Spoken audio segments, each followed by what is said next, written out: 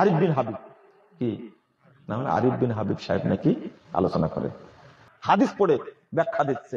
আরে নাভির নিচে হাত বেঁধে শান্তি আলাদা।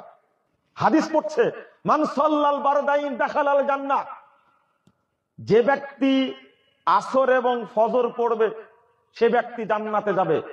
মানে আসর ঠান্ডা করে পড়বে। ব্যাখ্যা দিচ্ছে কি জানেন? হাদিস কিন্তু বুখারী, হাদিস কি 556 নম্বর হাদিস সম্ভবত। তো ব্যাখ্যা দিচ্ছে, এই জন্যই আমরা বলি যে আসরের সালাত দেরি করে পড়তে হবে, কারণ ঠান্ডা করে পড়ার কথা বলছে। বুঝেন মনে কথা, তাই না? বারদাইন। আর কিছু ভাই আছে আসরের নামাজ আগেই পড়তে চায়। তাহলে হাদিসটা পড়ে যে কথাটা বললো এটা হালাল না হারাম হলো? বুঝেন না কথা? আমরা আসরের সালাত আগে আগে পড়ি না, হাদিস পড়ে সে অর্থটা করছে যে এই জন্য আমরা আসর সালাত দেরি করে পড়ি। কিন্তু দেশের কিছু মানুষ আছে ওরা সালাত আগেই পড়ে নেয়। খোঁচাটা কোন জায়গায় মারেছে দেখছে নাকি?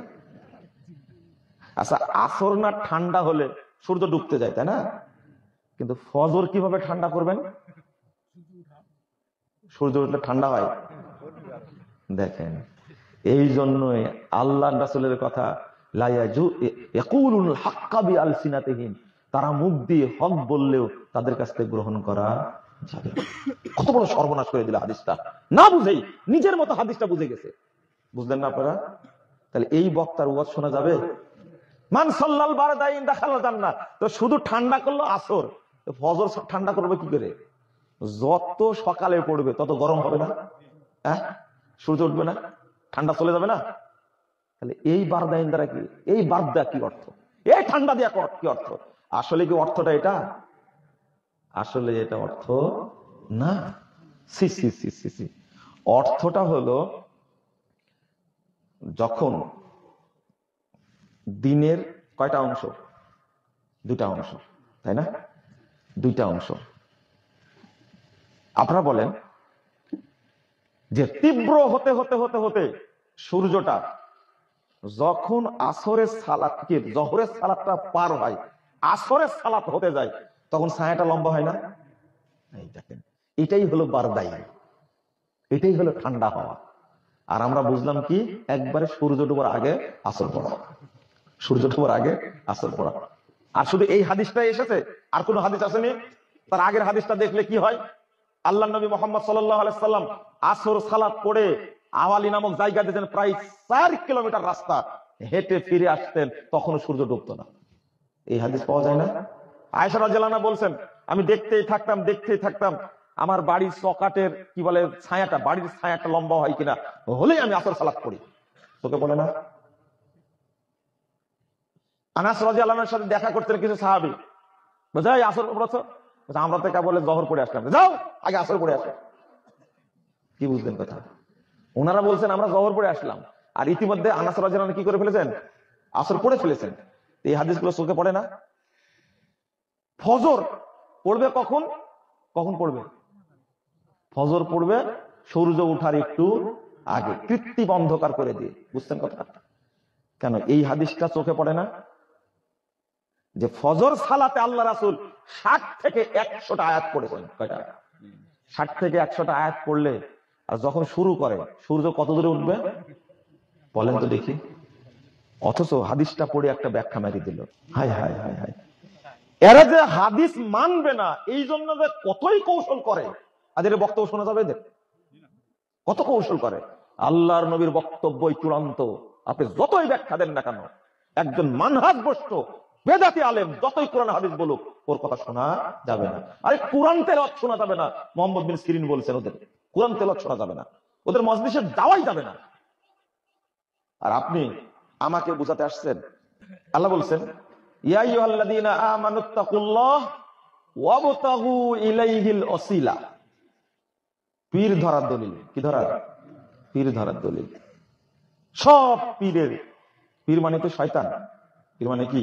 শয়তান। বাংলাদেশে যারা পীর আছে এরা মানুষকে মুশরিক বানায়। কি বানায়? যারা মাজার পূজারী পীর বলে পরিচয় দেয় তারা সব ভণ্ড। কি ভণ্ড? দেখেন, ভণ্ডরা কোরআন আয়াতে দলিল দিয়েছে পীর পূজা করা, পীর ধরার। বলছে ওয়াবতাগু ইলাইহিল ওসিলা, তোমরা পীর ধরো। কি ধরো? পীর ধরো। ওসিলা মানে কি করেছে? পীর। মুফাসসিরের শর্তই বুঝে না, তাফসীর করে বেড়ায়। শর্তই বুঝে না, কি করে? তাফসীর করে বেড়ায়। নাম দিয়েছেন আপনারা হযরতুল আল্লাম, আন্তর্জাতিক ক্ষতি সম্পন্ন মুফাসসিরে কুরআন। ক্ষতি না খ্যাতি? আসলে খ্যাতি না, কি ক্ষতি সম্পন্ন। তাফসীর শব্দটার কোথায় জন্ম হয়েছে এটাই বলতে পারবেন না, আমি বলে দিলাম। একজন মুফাসসিরকে বলবেন যে তাফসীর শব্দটা আজকে তাহকিক করবেন আপনি, জান যদি পারে আমার কাছে আমাকে বলে যে পারছে। বলে দিলাম তাফসীর শব্দটা জন্ম কিভাবে হয়েছে বলেন তো দেখি, ও যদি পারে আমাকে একটু জানায়েন কোন হুজুর বলছে, রেকর্ডিং করে রাখবেন। এই আয়াতের তাফসীরটা করতে পারেনি, ওয়াবতাগু ইলাইহিল ওসিলা, এই আয়াতের তাফসীর করে বলছে পীর ধরো। অথচ এর অর্থ হলো মুফাসসিরদের মধ্যে, সাহাবীদের মধ্যে কোনো ইখতিলাফ নাই এই শব্দটার। আই তাকাররাবু ইলাইহি বিল আমাল আস-সালিহা, তোমরা আল্লাহর নিকটবর্তী হও সৎ আমলের মাধ্যমে। বিমা ইউরদিহি, যে আমল করলে আল্লাহ সন্তুষ্ট হবেন, আল্লাহকে সন্তুষ্ট করা যাবে। কথা বুঝতে পারলেন? তাহলে পীর অর্থ হলো না সৎ আমল অর্থ হলো? আল্লাহর সন্তুষ্ট অর্জন করতে হলে কি দিয়া করতে হবে? সৎ আমল দ্বারা। আর আমরা অর্থটা করলাম কি?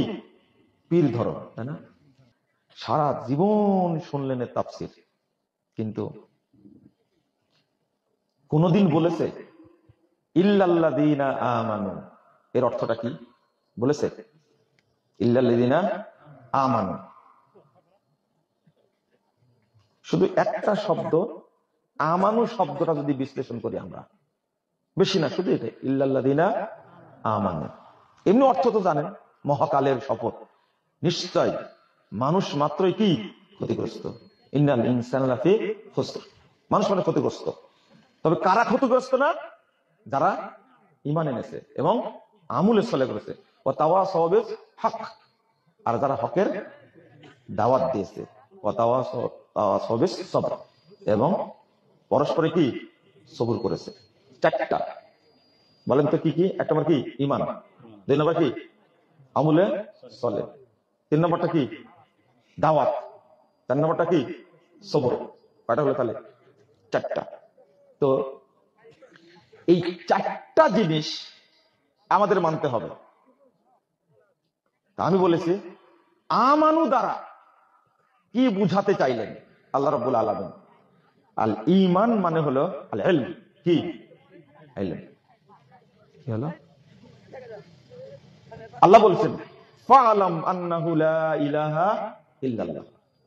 কি আল্লাহ বলছেন তোমরা জানো আল্লাহ ছাড়া কোনো কি নাই? আল্লাহ ছাড়া, বলেন অর্থ কি? আল্লাহ ছাড়া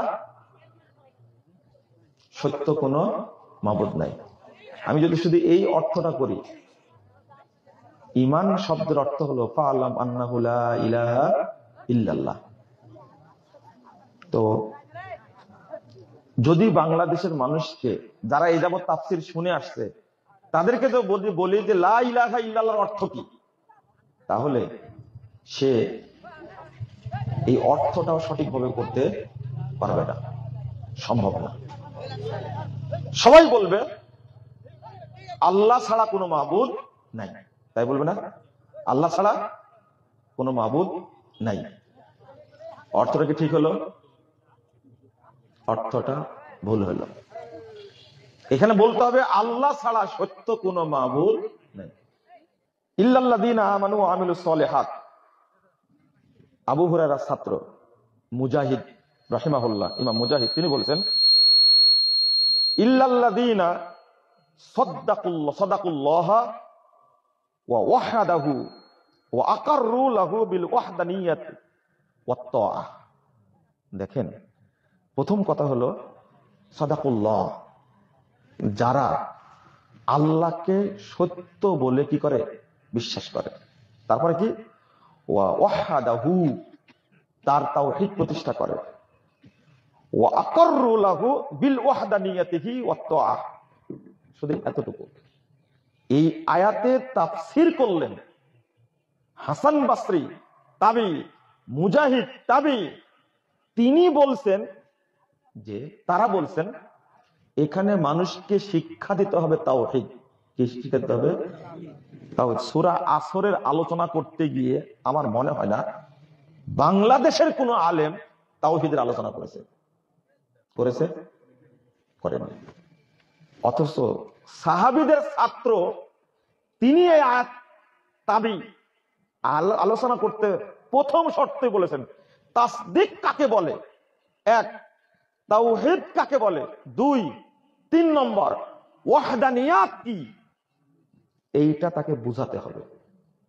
যদি ইল্লাল্লাযিনা আমানু এটা পড়ে তাওহীদের আলোচনা যদি কেউ না করে, তাহলে আর যতই আলোচনা করুক সেটা কি পূর্ণাঙ্গ আলোচনা হবে? এটাই আল্লাহ বলেছেন ওয়াহসানা তাফসীরা, আমি যেমন ওহী নাজিল করেছি তেমনি তার উত্তম তাফসীরও বলে দিয়েছি। কোরআন যদি, হাদিস যদি সাহাবীদের মতো বুঝেন তো জান্নাত, আর যদি না বুঝেন তাহলে কি জাহান্নাম। আল্লাহ বলছেন ফাইন আমানু বিমিসলি মা আমানতুম বি ফাকাদ ইহতাদাও। তোমরা যেভাবে ঈমান এনেছো, আল্লাহ বলছেন সাহাবীদেরকে, আল্লাহ রাসূলকে বলছেন তোমরা যেভাবে ঈমান এনেছো এইভাবেই যদি অন্যরাও ঈমান আনে, তোমরা যেভাবে কোরআন হাদিস বুঝেছো অন্যরাও যদি এইভাবে বুঝে, তোমরা যেভাবে কোরআন হাদিস মেনে চলছো এইভাবে যদি অন্যরাও মানে, তারাও হেদায়েত পাবে। তাহলে সাহাবীদের মতো বোঝা শর্ত হেদায়েত পাওয়ার জন্য। কি জন্য? হেদায়েত পাওয়ার জন্য। বলছেন আলী রাদিয়াল্লাহু আনহু, তাহলে আজকের কথা না, কালিমাতু হাক্কিন উরিদা বিহা বাতিল। তারা আয়াতটা ঠিক বলেছে কিন্তু অর্থ নিয়েছে বাতিল। কথা পাওয়া গেল সহিহ মুসলিমের হাদিস। এবার আল্লাহ রাসূলের কথা উল্লেখ করে বলেছেন ইয়াকুলুনাল হাক্কা বিআলসিনাতিহিম ওয়ালা ইয়াজুজু হাযা মিনহুম। যাদের মানহাজ ভালো না, আকীদা ভালো না, তারা মুখ দিয়ে কোরআন হাদিস বলে, হকটাই বলে, কিন্তু তাদের কাছ থেকে এটা গ্রহণ করা যাবে না। কেন গ্রহণ করা যাবে না? মনে করেন একজন ব্যক্তি খুব কোরআন হাদিস দিয়ে আলোচনা করছেন, আমার এক ছাত্র বলছে যে একজন বক্তা কোরআন হাদিস দিয়ে আলোচনা করে। কথা কি বুঝতে পারছেন? কোরআন হাদিস দিয়ে কি করে? তো আমি বললাম যে কে?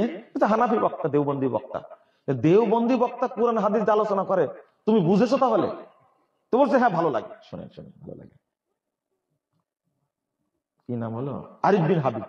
কি নাম? আরিফ বিন হাবিব সাহেব নাকি আলোচনা করে। তো ওই ছেলেটাই আমাকে বুঝানোর জন্য একটা দলিল দিয়েছে, খুব সুন্দর আলোচনা করে, বুঝেন নাকি? আমার এক ভক্তের কথা বলছি। তো যে বক্তব্যের অংশটুকু আমাকে দিয়েছে শুনেন, হাদিস পড়ছে মান সাল্লাল বারদাইন দাখালাল জান্নাহ। যে ব্যক্তি আসর এবং ফজর পড়বে সে ব্যক্তি জান্নাতে যাবে। মানে আসর ঠান্ডা করে পড়বে। ব্যাখ্যা দিচ্ছে কি জানেন? হাদিস কিন্তু বুখারী হাদিস, কি 556 নম্বর হাদিস সম্ভবত। তো ব্যাখ্যা দিচ্ছে এই জন্যই আমরা বলি যে আসরের সালাত দেরি করে পড়তে হবে, কারণ ঠান্ডা করে পড়ার কথা বলছে। বুঝেন না মনে কথা, তাই না? বারদাইন। আর কিছু ভাই আছে আসরের নামাজ আগেই পড়তে চাই। তাহলে হাদিসটা পড়ে যে কথাটা বললো এটা হালাল না হারাম হলো? বুঝেন না কথা? আমরা আসরের সালাত আগে আগে পড়ি না?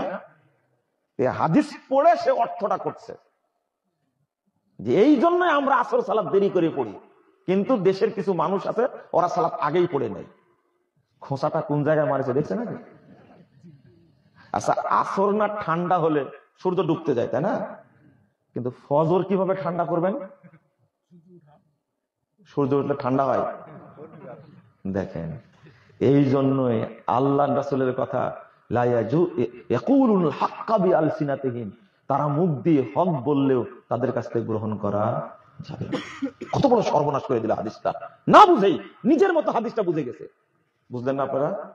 তাহলে এই বক্তার ওয়াজ শোনা যাবে? মান সাল্লাল বারদাইন দাখালাল জান্নাহ। তো শুধু ঠান্ডা করলো আসর, ফজর ঠান্ডা করবে কি করে? যত সকালে পড়বে তত গরম হবে না? হ্যাঁ, সূর্য উঠবে না, ঠান্ডা চলে যাবে না? তাহলে এই বারদা দ্বারা কি, এই বারদা কি অর্থ, এই ঠান্ডা দিয়া কি অর্থ? আসলে কি অর্থটা এটা? আসলে এটা অর্থ না। সি সি সি সি সি অর্থটা হলো, যখন দিনের কয়টা অংশ? দুইটা অংশ, তাই না? দুইটা অংশ। আপনারা বলেন যে তীব্র হতে হতে হতে হতে সূর্যটা যখন আসরের সালাতকে, জোহরের সালাতটা পার হয়, আসরের সালাত হতে যায়, তখন ছায়াটা লম্বা হয় না? এই দেখেন, এটাই হলো বারদাই, এটাই হলো ঠান্ডা হওয়া। আর আমরা বুঝলাম কি, একবারে সূর্য ডুবার আগে আসর পড়া, সূর্য ডুবার আগে আসর পড়া। আর শুধু এই হাদিসটাই এসেছে, আর কোন হাদিস আসেনি? তার আগের হাদিসটা দেখলে কি হয়, আল্লাহ নবী মুহাম্মদ সাল্লাল্লাহু আলাইহি সাল্লাম আসর সালাত পড়ে আওয়ালি নামক জায়গা দিয়েছেন, প্রায় 4 কিলোমিটার রাস্তা হেঁটে ফিরে আসতেন, তখনও সূর্য ডুবতো না। এই হাদিস পাওয়া যায় না? আয়েশা রাদিয়াল্লাহু আনহা বলছেন, আমি দেখতেই থাকতাম, আমার বাড়ির চকাটের কি বলে ছায়াটা, বাড়ির ছায়াটা লম্বা হয় কিনা, হলেই আমি আসর সালাত পড়ি। তোকে বলে না? আনাস রাদিয়াল্লাহু আনহুর সাথে দেখা করতেন কিছু সাহাবী, বুঝাই আসর পড়েছো? আমরা তো বলে জোহর পড়ে আসলাম, যাও আগে আসর পড়ে আসো। কি বুঝলেন কথা? ওনারা বলছেন আমরা জোহর পড়ে আসলাম, আর ইতিমধ্যে আনাস রাদিয়াল্লাহু আনহু কি করে ফেলেছেন? আসর পড়ে ফেলেছেন। এই হাদিসগুলো চোখে পড়ে না? ফজর পড়বে কখন? কখন পড়বে? ফজর পড়বে সূর্য ওঠার একটু আগে, কৃত্রিম অন্ধকার করে দিয়ে। বুঝছেন কথা? কেন এই হাদিসটা চোখে পড়ে না? যে ফজর সালাতে আল্লাহ রাসূল 60 থেকে 100টা আয়াত পড়েছেন। কয়টা? 60 থেকে 100টা আয়াত পড়লে, আর যখন শুরু করে সূর্য কত দূরে উঠবে বলেন তো দেখি। অথচ হাদিসটা পড়ে একটা ব্যাখ্যা মেরে দিল, আল্লাহ যেন হেদায়েত দান করে। আরেকটা হাদিস পড়ে ব্যাখ্যা দিচ্ছে, আরে নাভির নিচে হাত বেঁধে শান্তি আলাদা। বুঝেন না কথা? আমি বললাম যে এইভাবেই জাতিকে যে মানুষ বিভ্রান্ত করে হাদিস পড়ে পড়ে। হ্যাঁ, আপনারা যাই বলেন, বুকের উপরে হাত বাঁধা আর নাভির নিচে হাত বাঁধা, নাভির নিচে হাত বাঁধা শান্তি আলাদা। এটা যদি বুঝতেন তাহলে বিতর্ক থাকতো না, সবাই নাভির নিচে হাত বাঁধতেন। দেখছেন কথাটা বলছে কি হবে? অথচ আপনারা ভাষাটা কি বলেন, তার কথাই যদি ধরেন আপনারা, আরে তোমার কথাটা শুনে বুকটা ঠান্ডা হয়ে গেল। হাত কি রেজার টাঙ্গির উপরে যায় না উপরে যায়?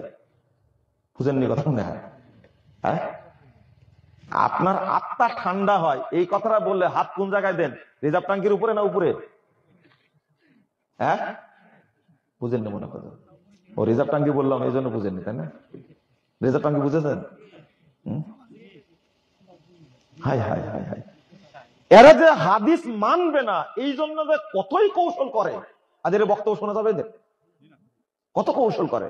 আল্লাহর নবীর বক্তব্যই চূড়ান্ত, আপনি যতই ব্যাখ্যা দেন না কেন, একজন মানহাজভ্রষ্ট বেদাতি আলেম যতই কোরআন হাদিস বলুক, ওর কথা শোনা যাবে না। আরে কোরআন তেলাওয়াত শোনা যাবে না, মোহাম্মদ বিন সিরিন বলছেন, ওদের কোরআন তেলাওয়াত শোনা যাবে না, ওদের মজলিসে যাওয়াই যাবে না। আর আপনি আমাকে বুঝাতে আসছেন? সি সি সি সি যাদের আকীদা, যাদের বিশ্বাস আল্লাহ সর্বত্র বিরাজমান, আপনারা এটা বিশ্বাস করেন নাকি? আল্লাহ কোথায়? আরশে আজিমে। মাশাআল্লাহ, খুব সুন্দর উত্তর দিলেন। তা আমাদের বিশ্বাস, যদি কেউ বিশ্বাস করে আল্লাহ সর্বত্র বিরাজমান, আল্লাহ নিরাকার, তার পিছনে নামাজ পড়া যাবে না। পড়লেও নামাজ কি হবে? সালাত কি হবে? বাতিল হবে।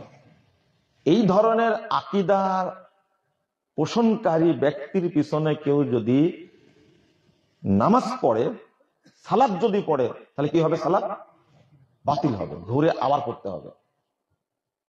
তো একজন লোক আমাকে ফোন দিয়ে অনেক গালিগালাজ করছে, করে বলছে, আপনি কি জানেন না কোরআনের আয়াত ওয়ারকাউ মার রাকিন, ওয়ারকাউ মার রাকিন?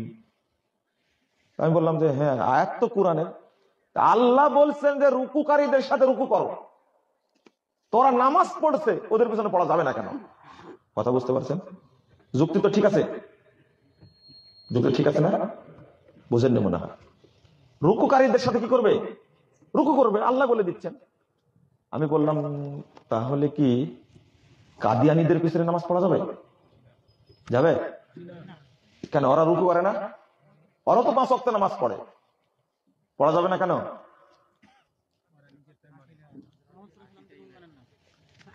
ও, যারা শিয়া বাংলাদেশে আছে ওদের পিছনে নামাজ হবে না? হবে না? ওরা রুকু করে, যে খ্রিস্টানরাও কিন্তু রুকু করে, ওদের পিছনে হবে? কিন্তু আল্লাহ যে বলছেন ওয়ারকাউ মার রাকিন, রুকুকারীদের সাথে রুকু করো। আপনি বলছেন জিনা, আল্লাহ বলছেন পড়ো। উত্তর কি? আল্লাহ বললেন ওয়ারকাউ মার রাকিন, আর আপনিও বললেন তাই। আবার উল্টা বলছেন কাদিয়ানির পিছনে নামাজ হবে না, শিয়াদের পিছনে নামাজ হবে না। উত্তর হলো এটা। আসলে এই আয়াতটা আমরা আসলে কি বুঝিনি, যেভাবে আল্লাহ রাসূল বুঝেছেন, সাহাবীরা বুঝেছেন, ওইভাবে আমরা বুঝিনি। এই আয়াতের অর্থটা হলো ওয়ারকাউ মাল মুমিনিন, কুনু মাল মুমিনিন, তোমরা যারা মুমিন তাদের সাথে রুকু করো। এবার বোঝা গেছে? হ্যাঁ, পরিষ্কার না? তা আপনার মতো বুঝার কারণে আপনি বলছেন কাদিয়ানির পিছনে চলবে, শিয়াদের পিছনে চলবে, কারণ তারা রুকু করে। নাউযুবিল্লাহ, আস্তাগফিরুল্লাহ। কাদিয়ানিরা কাফের, কি কাফের, শিয়ারা কি কাফের, তাদের পিছনে নামাজ হবে? তো আল্লাহ যে বুঝালেন রুকু করতে হবে কাদের সাথে? কাদের সাথে? মুমিনদের সাথে। এবার বলেন কাদিয়ানিরা কি মুমিন না? রুকু করলে ওরা কি মুমিন না? কি কাফের? শিয়ারা কি মুমিন না? ওরা নামাজ পড়লে ওরা কি কাফের? বুঝেননি কথা? এবার আসছেন যারা বলে আল্লাহ সর্বত্র বিরাজমান, কুফরি আকীদা, এরা কি মুমিন?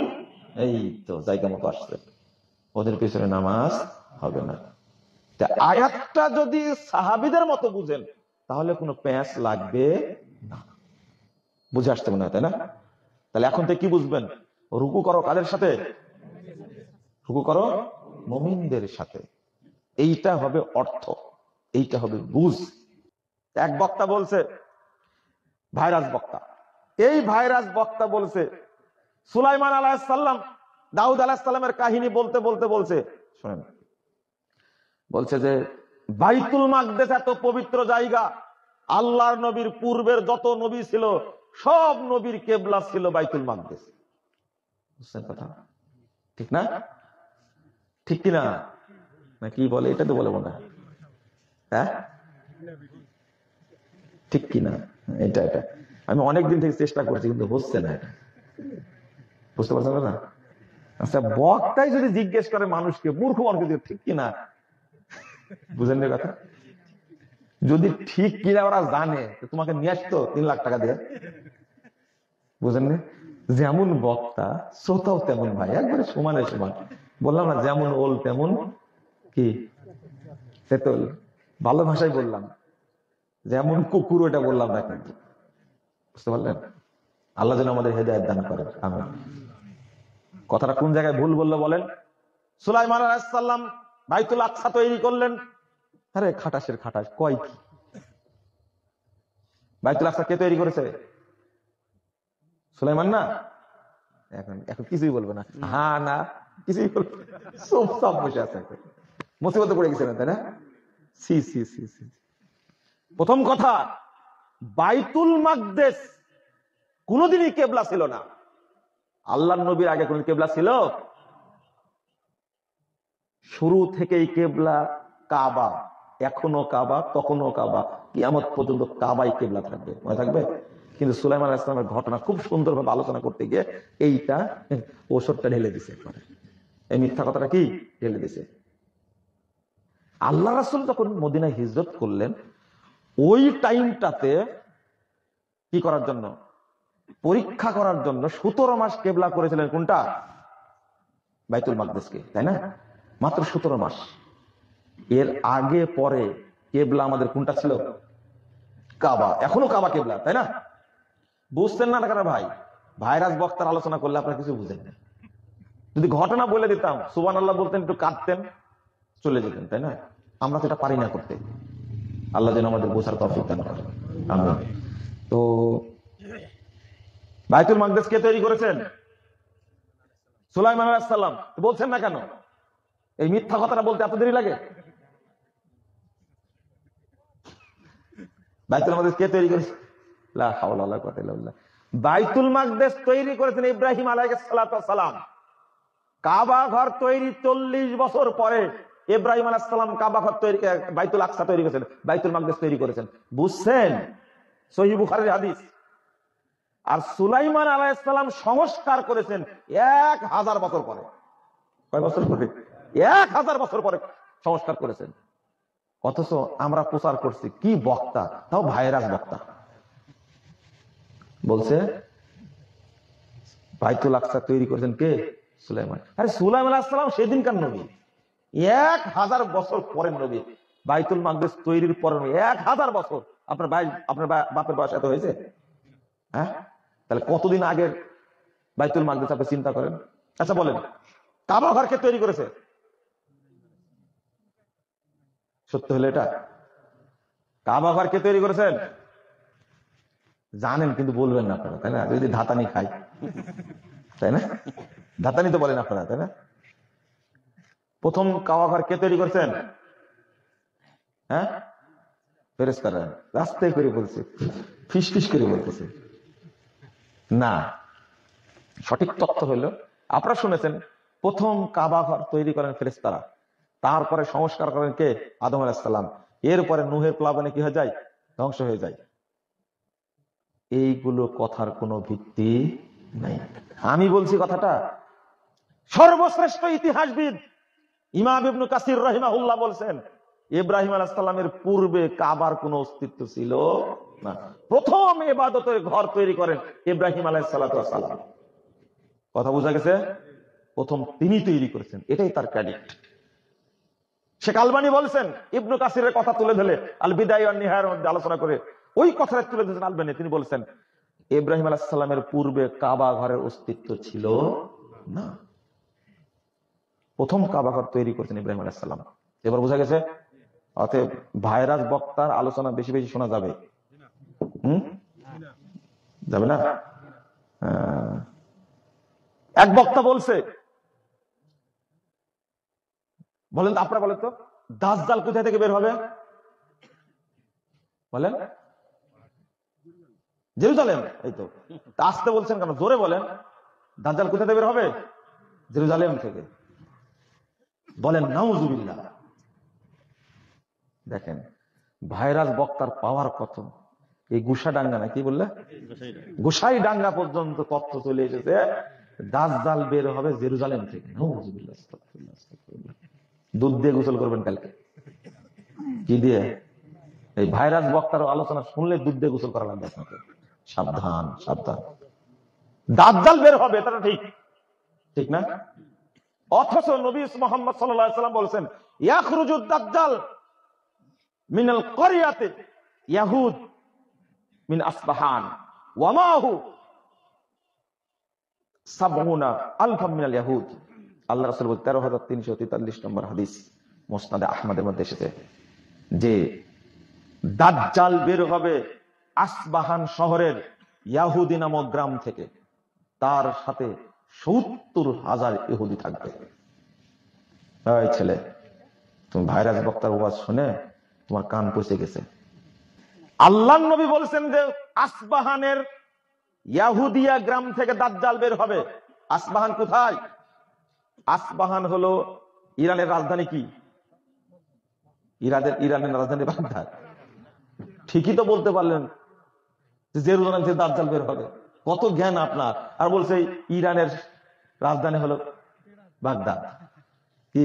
তেহরান। ইরানের রাজধানী কোথায়? তেহরান। তেহরান থেকে ৩৪১ কিলোমিটার দূরে হলো আসবাহান শহর। আর এই শহরে ইয়াহুদি নামক গ্রামে দাজ্জাল পালায় আছে।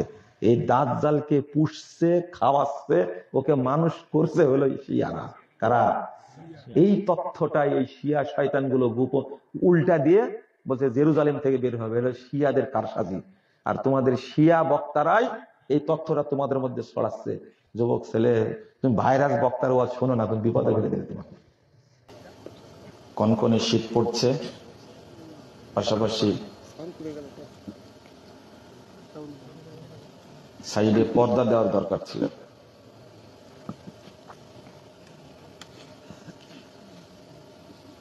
যার কারণে শীতটা আরো বেশি লাগছে। এই এলাকার স্কুলগুলো তো বন্ধ করে দেওয়া হয়েছে, তাই না? সাথে সাথে মাহফিলটাও যদি বন্ধ করতেন তাহলে আপনাদের জন্য ভালো হতো মনে হয়। ভালো হতো না? মাশাআল্লাহ।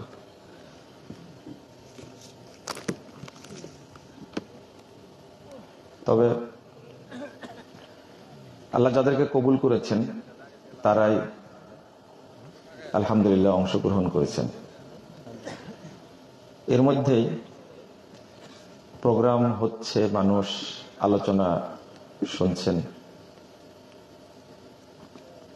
গতকালকে একটা এলাকায় ছিলাম, ময়মনসিংহের একেবারে বর্ডারে, আপনাদের তো বাতাস নাই। ওই এলাকায় যেমন কুয়াশা তেমনি বাতাস, কিন্তু জনগণের উপস্থিতি ছিল আরো অনেক বেশি। আমি এটা ভাবতেও পারি না তারা এত মানুষ আসছে কিভাবে। তার আগের দিনে তো শীত, বাংলাদেশ জমিয়ত আহলে হাদিস নরসিংদী এবং নারায়ণগঞ্জ জেলা সম্মেলন হচ্ছিল। এই শীতের মধ্যে এত মানুষের অংশগ্রহণ, মানে আমিও অভিভূত হয়েছি, আমিও কল্পনা করিনি। তো আপনাদের জন্য একটা হাদিস অনুবাদ করি, তারপরে আমরা বক্তব্য শুরু করি। রাসূলুল্লাহ সাল্লাল্লাহু আলাইহি ওয়াসাল্লাম বলছেন, হাদিসটি তাবরানী আওসাতের মধ্যে এসেছে, 1556 নম্বর হাদিস। মা জালাসা কওমুন ইয়াযকুরুনাল্লাহ, আল্লাহ রাসূল বলছেন, কিছু মানুষ যখন এক জায়গায় বসে দিন শিক্ষার জন্য, দিন সম্পর্কে, আল্লাহ সম্পর্কে জানার জন্য, ইল্লা নাদাহু মুনাদিন মিনাস সামা, আল্লাহ তখন তাদেরকে আরশ থেকে আহ্বান করেন, ডাকেন।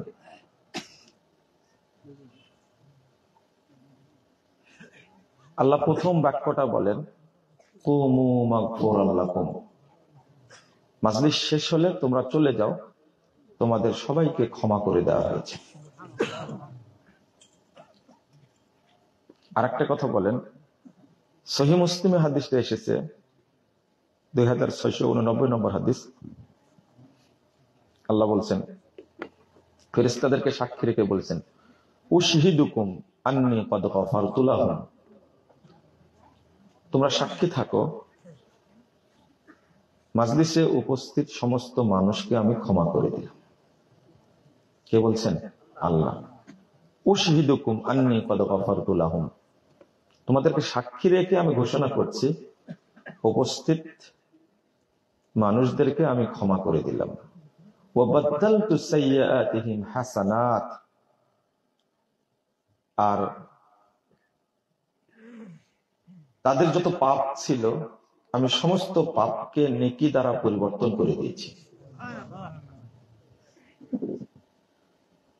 তারপরে আল্লাহ বলছেন, ওয়া আতাইতুহুম মা সালু, তারা আমার কাছে, এখানে এসে আমার কাছে যা চেয়েছে আমি তাদেরকে তাই দান করলাম। কথা কি বুঝতে পারছেন? কি চেয়েছেন? কিছু চেয়েছেন? ক্ষমা চেয়েছেন? আরো চাইতে হতো। আমি বললাম, আল্লাহ, যারা আজকের মাহফিলের আয়োজন করেছেন এবং যারা আমরা অংশগ্রহণ করেছি, আল্লাহ তুমি আমাদেরকে জান্নাতুল ফেরদাউসের মেহমান হিসাবে কবুল করে নাও। এটা তো আমি চাইলাম আপনাদের জন্য, আপনারাও শরীক হয়ে বললেন কি আমিন। তো ওই সাইড থেকে একজন আল্লাহুম্মা আমিন বলেছে, তাই না? হ্যাঁ, সূরা ফাতিহা এত সুন্দর একটা দোয়া। এই দোয়া পড়ার পরে, সূরা ফাতিহার পড়ার পরে কি বলেন? আল্লাহুম্মা আমিন। তো ওখানেও লাগাই দেন না? হ্যাঁ, দেওয়া যাবে? ওখানে আল্লাহ রাসূল কি বলতেন? আমিন। আসলে আমিন শব্দের আগে আল্লাহুম্মা যোগ করতে গিয়ে একজন হানাফি বিদ্বান, খুব পরিচিত, তিনি এই শব্দটা যোগ করেছেন আমিনের আগে কি? আল্লাহুম্মা। তা আপনারা শুধু আমিন বললেই হাদিসের সাথে, রাসূলের কথার সাথে মিলে যায়, মনে থাকবে? আল্লাহ যেন আমাদের কবুল করেন, আমিন। চাইবেন, এটা হলো দোয়া কবুলের জায়গা। মাজলিসটা কিসের? দোয়া কবুলের। আমাদের তো অনেক কিছুর প্রয়োজন আছে, আছে না? আল্লাহ এত দয়ালু যে আল্লাহর কাছে সবচেয়ে সম্মানজনক ইবাদত, যেটা সবচেয়ে মর্যাদাপূর্ণ ইবাদত, হলো আল্লাহর কাছে চাওয়া। আল্লাহর কাছে চাইলে আল্লাহ খুব খুশি হন। আর আপনার কাছে একবারের থেকে দুইবার চাইলে সবচেয়ে কি বেশি নারাজ হন, তাই না? বিরক্ত হন, এতবার চাইতে হবে। কিন্তু আল্লাহর কাছে যত বেশি চাওয়া হয় আল্লাহ তত খুশি হন। আর না চাইলে আল্লাহ রাগ করেন। কি করেন? রাগ করেন। তো চাইবেন। আল্লাহ যেহেতু বলছেন ফেরেশতাদেরকে সাক্ষী রেখে যে তারা এখানে এসে যা চেয়েছে আমি তাই দিয়ে দিলাম, আপনি আরো বলবেন আল্লাহ তুমি আমাকে জাহান্নাম থেকে মুক্তি দান করো। আমার আব্বা মা মারা গেছে, কবরে আছে, জানি না কি হালাতে আছে, আল্লাহ তুমি তাদেরকে মাফ করে দাও, তাদেরকে জান্নাত নসিব করো। বলতে পারবেন না? আল্লাহ তুমি আমার পরিবারের সদস্যদেরকে দিনদার বানায় দাও, পারবেন না বলতে? এইগুলো বলার জন্য কি কামেল পাশ করা লাগবে? মাস্টার্স পাশ করা লাগবে? তাহলে এইভাবে আপনার ভাষাতেই বলেন, নওগাঁর ভাষাতেই বলেন আপনি, আল্লাহ তবুও বুঝবেন। তো বলবেন ছেলে সন্তান খুব দুষ্ট,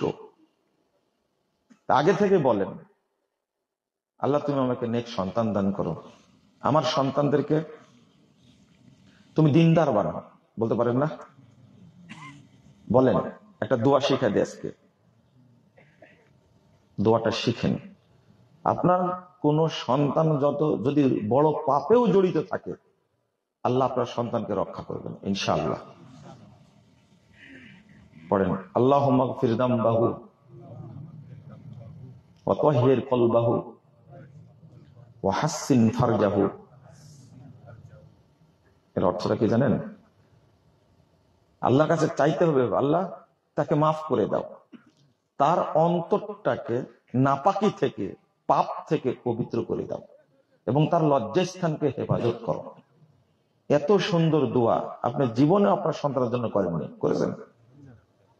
অথচ আল্লাহ রাসূলের শিখিয়ে দেওয়া দোয়া, মুসনাদে আহমদের মধ্যে হাদিস এসেছে। আবার বলেন আল্লাহুম্মা গফির যামবাহু ওয়া তাহহির কলবাহু ওয়া হাসসিন ফারজাহু। বলেন, আবার বলেন আল্লাহুম্মা গফির যামবাহু ওয়া তাহহির কলবাহু ওয়া হাসসিন ফারজাহু। সেজদাতে গিয়েও বলবেন আল্লাহ তুমি আমার এই সন্তানকে মাফ করে দাও, তার অন্তরটাকে পবিত্র করে দাও, আর তার লজ্জাস্থানকে হেফাজত করো। সমস্যা তো এইগুলোই, তাই না?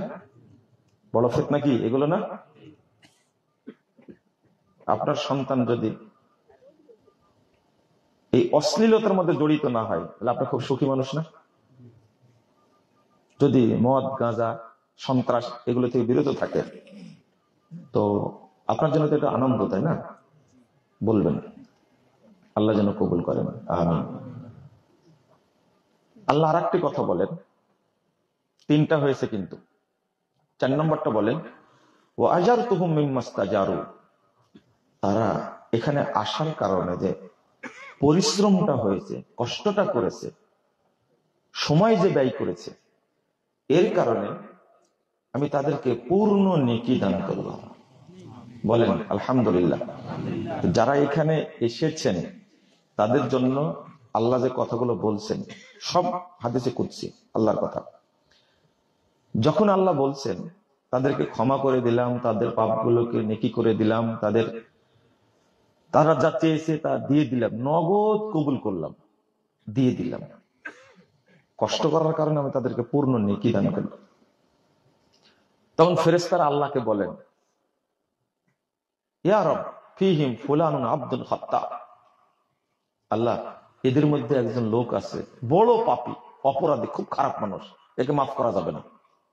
ইন্নামা মাররা ফাজালাসা মাআহুম, এ ঘুরে বেড়াচ্ছিল, এই লোকগুলো দেখে এর মধ্যে ও বসে গেছে। বুঝতে পারলেন কথা? অভিযোগ দিচ্ছে, বড় পাপী, খারাপ মানুষ, একে মাফ করা যাবে না, এও কি মাফ পাবে? তো আল্লাহ বলছেন, ওয়ালাহু গফারতু, আমি ওকেও মাফ করে দিলাম। বুঝতে পারলেন? মাজলিসটা বরকতপূর্ণ না? বরকতপূর্ণ। তারপর আল্লাহ বলছেন ফেরেশতাদেরকে, হুমুল জুলাসা, আরে ফেরেশতারা, তারা এমন কিছু মানুষ এখানে বসে আছে, লা ইয়াশকা বিহিম জালিসুহুম, এদের মধ্যে যে এসে বসবে সেই আমার ক্ষমা, দয়া, রহমত থেকে বঞ্চিত হবে না। সুবহানাল্লাহি ওয়া বিহামদিহি। এই শীতের মধ্যে অনেকে আসেনি, তাই না? দুনিয়াবী জীবনকে প্রাধান্য দিয়ে এই শীতের কষ্টটুকু করবে না, তাই তো আসেনি, তাই না? তবে দেখলাম অনেক মহিলাও আসছে, মহিলারাও আসছে এর মধ্যে। আমি তো দোয়া করলাম, আরো দোয়া করব, আল্লাহ যেন আমাদের কবুল করে নেন, আমিন। পাশাপাশি এটাও জেনে নেন যে এতটা গুরুত্বপূর্ণ মাজলিসটা, সালাত আদায় করলে আল্লাহ রাসূল বলছেন পাপ ক্ষমা হয়। কি হয়? পাপ ক্ষমা হয়। ওযু করলেও পাপ ক্ষমা হয়, কিন্তু পাপ নেকিতে পরিণত হয় না। হয়? বুঝেন না মনে হয়? ভালো করে বুঝেন তো। অনেক হাদিস আসছে, সালাত আদায় করলে রব্বুল আলামিন পাপ কি করে দেন? ক্ষমা করে দেন। কিন্তু পাপগুলো কি নেকি দ্বারা পরিবর্তন হয় না, এরকম কোন হাদিস পাওয়া যায় না। সিয়াম পালন করলে পাপ ক্ষমা হয়, গফিরা লাহু মা তাকাদ্দামা মিন যামবি, তাই না? পাপ সমূহকে আল্লাহ কি করে দেন?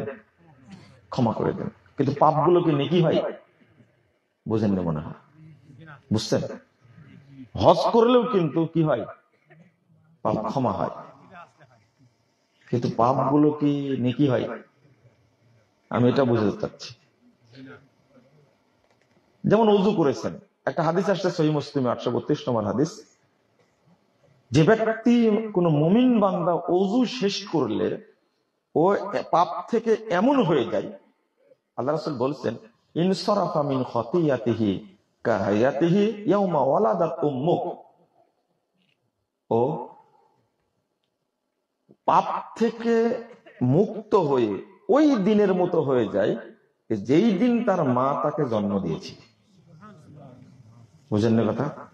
শীতের মধ্যে উবু থুবু হয়ে গেছে মনে হয়, তাই না? হ্যাঁ, একবারে কাঁপুনি ধরছে, এই যে পানি পড়ছে, তাই না? এটাই বড় সমস্যা। আর প্রোগ্রাম অনেকগুলো হয়ে গেলে তো প্রোগ্রাম দিতাম না আপনাদের এখানে, আশেপাশে আসলাম না, কিন্তু এই গোলজার ছেলেটা আমার খুব প্রিয় ছেলে একটা, এটা একটা মুজিবুর একটা, দাঁড়িয়ে সব থেকে গেছে এটা তো জানতাম না, চিনাই মুশকিল। তারপরে নজরুল, এখন আমার সভাপতি, তাই না, সুবমানের, এরা অনেক দিন থেকে আমার পরিচিত। আমি যখন আলাদিপুর মাদ্রাসার ছাত্র, তখন এই গুলজার আমাদের সাথে থাকতো, খুব ভালোবাসতাম এদেরকে। তো বলছে আমাদের এলাকায় প্রোগ্রাম আসাই লাগবে। ঠিক আছে, এই কিছুদিন আগে ডেট দিলাম, আসলাম। প্রোগ্রাম আর কি, ছেলেদের সাথে দেখা হবে, এটাই ভালো লাগবে। জিন্নাত কোন ক্লাসে পড়তো? উপরে পড়তো না? জিন্নাত আছে এখন গুদাগাড়িতে। এদের সাথে আমার একটা ভালো সম্পর্ক ছিল। আপনার এই এলাকাগুলো আমার হেঁটে হেঁটে ঘোরা আছে। তো যাক, এই মহব্বতটা যেন দুনিয়াতে থাকে, পরকালেও যেন থাকে। বলেন আমিন, বলেন একটু। রাগ করেছেন নাকি? আমিনটাও বলতে পারছেন না, কারণটা কি? শোনেন, কেউ যদি অসন্তুষ্ট থাকে তা হা হু বলা দেখলে বোঝা যায়, তাই না? এটা তো বুঝেন ভালো করে। আমাকে দেখতে আসছেন না কি বলে শুনতে আসছেন না কিছু শিখতে আসছেন, আমি এখনো বুঝতে পারিনি। হ্যাঁ, শিখতে আসছেন, মাশাআল্লাহ। তো কি বলছিলাম, মনে আছে কি বলছিলাম? দেখেন, যে আমলগুলোর কথা বললাম পরে, এগুলো সব রাসূলের হাদিস, তাই না? সব হাদিস। আর আগের গুলো যেটা বললাম সব কার কথা? আল্লাহর কথা। এই মাজলিসের ব্যাপারে যেগুলো বললাম সব কার কথা? আল্লাহর কথা, সব আল্লাহর কথা। তো দেখেন, এই মাজলিসে আসলে আল্লাহ রাসূল সাল্লাল্লাহু আলাইহি ওয়াসাল্লাম বলছেন যে আল্লাহ তাআলা ঘোষণা করছেন, যারা অংশগ্রহণ করছে তাদের সব পাপ মাফ করে দিলাম, তাদের সব পাপ নেকি দ্বারা পরিবর্তন করে দিলাম। এবার বুঝতে পারছেন মনে হয়, তাই না? অন্য অন্য ইবাদতের কথা বললাম, শুধু কি হয়? পাপ ক্ষমা হয়, পাপ নেকি দ্বারা পরিবর্তন হয় না। কিন্তু মাজলিসে আসলে আল্লাহ ক্ষমাও করে দেন, আবার কি নেকি দ্বারা পাপগুলোকে নেকি দ্বারা পরিবর্তনও করে দেন। এবার মনে বুঝে আসছে, তাই না? তো আপনারা যারা আসছেন তারা নিঃসন্দেহে আল্লাহর কাছে প্রিয় বান্দা। আর যারা আসেনি, এত সুন্দর বরকতপূর্ণ মাজলিসে যারা আসেনি, আমি জানি না কিয়ামতের মাঠে তারা ধরা খাবে কিনা, বিনা কারণে যদি না আসে। শুধু এতটুকু বুঝে নেন, ইলমের কাছে যেতে হয়, ইলম সফর করে না, বুঝছেন? এটা তো জানেন মনে হয়। আপনার ছেলেকে পড়াবেন, তার উদ্দেশ্যে যে এই কলমুডাঙ্গা মাদ্রাসা তুলে নিয়ে আসবেন এখানে, এটা শর্ত না, কিন্তু ওখানে যাওয়া লাগবে আপনাকে। আপনাদের উচিত যে উলামায়ে কেরামের কাছে গিয়ে ইলম শিক্ষা নেওয়া। আর আমাদেরকে ধরে নিয়ে আসছেন কোথায় থেকে? রাজশাহী থেকে। কি বললাম, কোথায় ছিলাম? ময়মনসিংহ, একবারে বর্ডারে। মানে সফরটা এমন হয়েছে, চাঁদপুর থেকে নারায়ণগঞ্জ, নারায়ণগঞ্জ থেকে ময়মনসিংহ, ময়মনসিংহ থেকে রাজশাহী, রাজশাহী থেকে কোথায়? আবার এই বর্ডারে। বর্ডার তো কাছেই, তাই না? তো আসলাম, কিন্তু আপনার এত কি ব্যস্ততা যে আপনি একটা দিনের জন্য সময় দিতে পারলেন না যে কিছু শিখি, বুঝেননি? যদি আল্লাহ জিজ্ঞেস করে তো কি উত্তর দিবেন? না মনে করছেন না কিসের জিজ্ঞেস করা, জান্নাতে এমনি দৌড় দিব, আল্লাহ দেখতেই পাবে না, এরকম কিছুটা কি? আল্লাহ কি বলছেন? ফাআম্মা মান তাগা ওয়া আসারাল হায়াতাদ দুনিয়া ফাইন্নাল জাহিমা হিয়াল মাওয়া। যারা সীমা লঙ্ঘন করবে আর দুনিয়াবী জীবনকে প্রাধান্য দেবে, অগ্রাধিকার দেবে, তার স্থান হবে জাহান্নাম।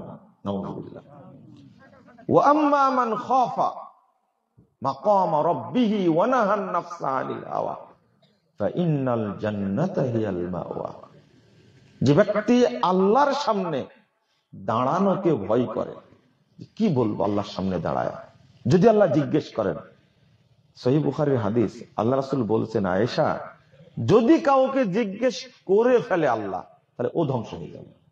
বুঝতে পারছেন না? কি হয়ে যাবে? ধ্বংস হয়ে যাবে। আল্লাহ যদি কাউকে ধরে, তো আপনি যে চোখের ভুরু, এই যে চোখের পাতার সাথে যে চুলগুলো আছে না, এই চুলগুলোর হিসাব দিতে পারবেন আপনি? যদি আল্লাহ ধরে, এই ভুরুটা যদি না থাকে, পাতার সাথে যে কয়েকটা চুল আছে, এটা না থাকলে আপনি তাকাতে পারবেন? চোখ যতই ভালো হোক আপনি তাকাতে পারবেন না। আল্লাহ এমন জিনিস সেট করে দিয়েছে, এই কৃতজ্ঞতার কথা যদি আল্লাহ জিজ্ঞেস করে তুমি শুকরিয়া আদায় করেছিলে কিনা, ওই এক ধাপ আগাতে পারবে না। ভয় করতে হবে যে আমাকে মরার সাথে সাথে আমার ফায়সালা, জান্নাত না জাহান্নাম ফায়সালা হয়ে যাবে। আর এটা কিয়ামতের মাঠে শুধু বুঝানো হবে জনগণকে, কেন জান্নাতে যাবে আর কেন জাহান্নামে যাবে। মরার সাথে সাথে জান্নাত জাহান্নাম হয়ে যায়, তাই না? সাথে সাথে। আপনি কি বলবেন যদি আপনার মধ্যে ভয় থাকতো আমাকে আল্লাহর সামনে দাঁড়াতে হবে, তাহলে দিন শিখার জন্য একটা সন্ধ্যাকে আপনি বেছে নিতেন, কোনো কাজ করব না, আজকে অমুক আলেম আসছেন, তার আলোচনা শুনবো। আলোচনা বুঝেন চাই না বুঝেন, অংশগ্রহণ করলেই আল্লাহ সব পাপ ক্ষমা করে দেবেন। আপনি কি বুঝেন? এটা একটা ঘটনা আছে, নাম শুনেছেন আপনারা, যেহেতু এলাকায় অনেক মাদানি আছে। তো আল্লামা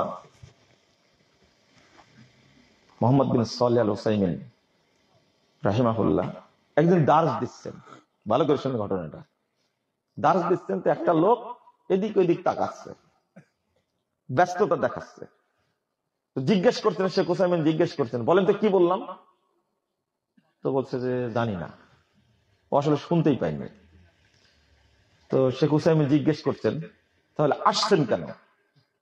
কথাটা কি বুঝতে শুনছেন না, বুঝছেন না, আসছেন কেন?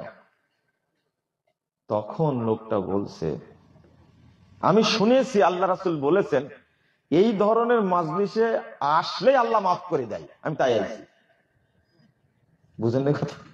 মনে করেন আপনাদের এই কি ডাঙ্গা বললে, গোসাডাঙ্গা, তো এই সাপাহারের মানুষ আর কি। আমি শীতল ডাঙ্গা চিনতাম আর শিমল ডাঙ্গা চিনতাম, এর মধ্যে আরো ডাঙ্গা আছে মনে হয়, কদম ডাঙ্গা, কলমু ডাঙ্গা, আর কয়টা ডাঙ্গা আছে বলেন তো দেখি? অনেক ডাঙ্গা। এটা হলো তাই? শারক ডাঙ্গা আছে, এখানেও তো গেছি। শারক ডাঙ্গা আমার বন্ধু ছিল। বাগডাঙ্গা আছে, হ্যাঁ এটাতে গেছি। টোটাল কটা জানেন না? আমাদের বাড়িটা হলো বাউসা। বাউসা আমাদের এলাকাতে 22টা। কয়টা? 22টা। আমি তো বলতে পারলাম, আপনি বলেন দেখি কতটা ডাঙ্গা আছে? বহুত ডাঙ্গা, এই জন্য হিসাব নাই। মাশাআল্লাহ, এই মুরব্বীর বুদ্ধি আছে, বেহিসাব ডাঙ্গা। পরে মাহফিলে বলবেন আর হলো না, তাহলে ডাঙ্গার হিসাব নাই যেহেতু। মনে করেন এই এলাকার মানুষই আসছেন আপনারা, তাই না? আমাকে যদি বলেন যে আমি জানি না কি বললাম, তবে আল্লাহ রাসূল বলেছেন সহিহ বুখারীর হাদিস যে মাজলিসে আসলে আল্লাহ মাফ করে দেন, আমি তাই আইছি, আমার কিছু বলার থাকবে না। তো শেখ উসাইমিন তার কথা শুনে বলছেন, আমরা চাচ্ছিলাম তাকে শিক্ষা দিব, কিন্তু উল্টা সেই আমাদের শিক্ষা দিল। শেখ উসাইমিন কাঁদতে লাগলেন। এই হাদিস যে এই মূর্খ মানুষ এইভাবে বুঝেছেন, বোঝা যাচ্ছে শেখ উসাইমিন এইভাবে বুঝেননি। কথা কি বুঝতে পারলেন? আপনি টাইমটা রাখবেন যে বক্তব্য বুঝি আর না বুঝি, একদিকে এলেম শিক্ষার জন্য মাজলিসে যাওয়াটা সুন্নাহ, আর আল্লাহ মাফ করে দিবেন এটা কার ওয়াদা? আল্লাহর ওয়াদা। কথা কি বুঝতে পেরেছেন? সুতরাং আপনারা চেষ্টা করবেন এই ধরনের মাহফিলে অংশগ্রহণ করার। কয়টা করেছেন এই ধরনের মাহফিলে এই বছরে? একটা করেছেন। এখানে কে কে আছেন? শুধু আজকে উপস্থিত কে কে আছেন? এরকম হাত তুলবেন না তো, তাই না? অনেক আছেন এখানে। তো আমি যে বলছিলাম, এই আজকের দিনটাও আপনাকে মানে ব্যস্ততার জন্য, কাজের জন্য বেছে নিতে হবে। আপনি সময় দিতে পারবেন না। শুধু একটা দিনের বিষয় যদি জিজ্ঞেস করে আল্লাহ আপনাকে, উত্তরটা আপনি কি দিবেন? যে কয়েকজন আলেম এসেছিলেন এখানে দিন সম্পর্কে জানানোর জন্য, তুমি কি গেছিলে সেখানে? উত্তর কি দিবেন আপনি? বুঝেন না মনে হয়, না? فأما من خاف مقام ربه ونهى النفس عن الهوى فإن الجنة هي المأوى। আল্লাহ বলেছেন, যে ব্যক্তি আল্লাহর সামনে দণ্ডায়মান হওয়াকে ভয় করে এবং এই দুনিয়াবী প্রবৃত্তি থেকে নিজেকে বাঁচায়, তার থাকার জায়গা হবে জান্নাতে। একবারে পরস্পর আয়াতগুলি। আল্লাহ যেন আমাদের বোঝার তৌফিক দান করেন, আমিন। আর যারা আপনারা উপস্থিত হয়েছেন, মাজলিস শেষে দোয়াটা পড়ে উঠবেন। মনে থাকবে কথা? দোয়াটা হাদিসে আসছে 1345 নম্বর হাদিস, শারহুস সুন্নাহর মধ্যে এসেছে হাদিসটা। মান ক্বালা ক্বাবলা আন ইয়াকুমা, যে ব্যক্তি মাজলিস থেকে দাঁড়ানোর আগেই দোয়াটা পড়বে। কি দোয়াটা? সুবহানাকা আল্লাহুম্মা ওয়া বিহামদিকা আশহাদু আল্লা ইলাহা ইল্লা আনতা আস্তাগফিরুকা ওয়া আতুবু ইলাইকা। মুখস্থ না থাকলেও পড়ে নেবেন, শুধু মাজলিস শেষের দোয়া না, এটা ওযুর পরেরও দোয়া। কথা কি বুঝতে পারলেন? এইটা কোরআন তেলাওয়াতের পরের দোয়া এটা। তো ওযুর পরে পড়লে একটা পৃথক ফজিলত আছে। রাসূলুল্লাহ সাল্লাল্লাহু আলাইহি ওয়াসাল্লাম বলেছেন, ৯৯১১ নম্বর হাদিস, আস-সুনানুল কুবরা লিন-নাসাই আসছে, যে ব্যক্তি ওযুর পরে পড়বে এই দোয়াটা, ওযুর যে ফজিলত আর ওযুর যে নেকি, এইটা আল্লাহ মসৃণ ফলকে খোদাই করে লিপিবদ্ধ করবেন। ওয়াখুতিমা বিখাতামিন, আর এটাকে সিলগালা করে মোহর মারবেন। রুফিয়া তাহতাল আরশ, আর এই ফলকটাকে আল্লাহর আরশের নিচে ঝুলন্ত অবস্থায় রাখা হবে। এটা ওযুর পরে দোয়াটা পড়ার ফজিলত। মনে থাকবে আপনাদের? চলেন, যেটা বলতে চেয়েছিলাম, যেহেতু খুব শীত তো অল্প টাইমে শেষ করে দিই। আল্লাহ বলছেন, ওয়ালা ইয়াতুনাকা বিমাসালিন ইল্লা জিনাকা বিল হক ওয়া আহসানা তাফসীরা, সূরা ফুরকান 33 নম্বর আয়াত। আল্লাহ মুহাম্মদ সাল্লাল্লাহু আলাইহি ওয়াসাল্লামকে বলছেন, খুব ভালো করে বুঝবেন, অন্যদিকে নজর দিবেন না, মানুষের অন্যদিকে দিবেন না।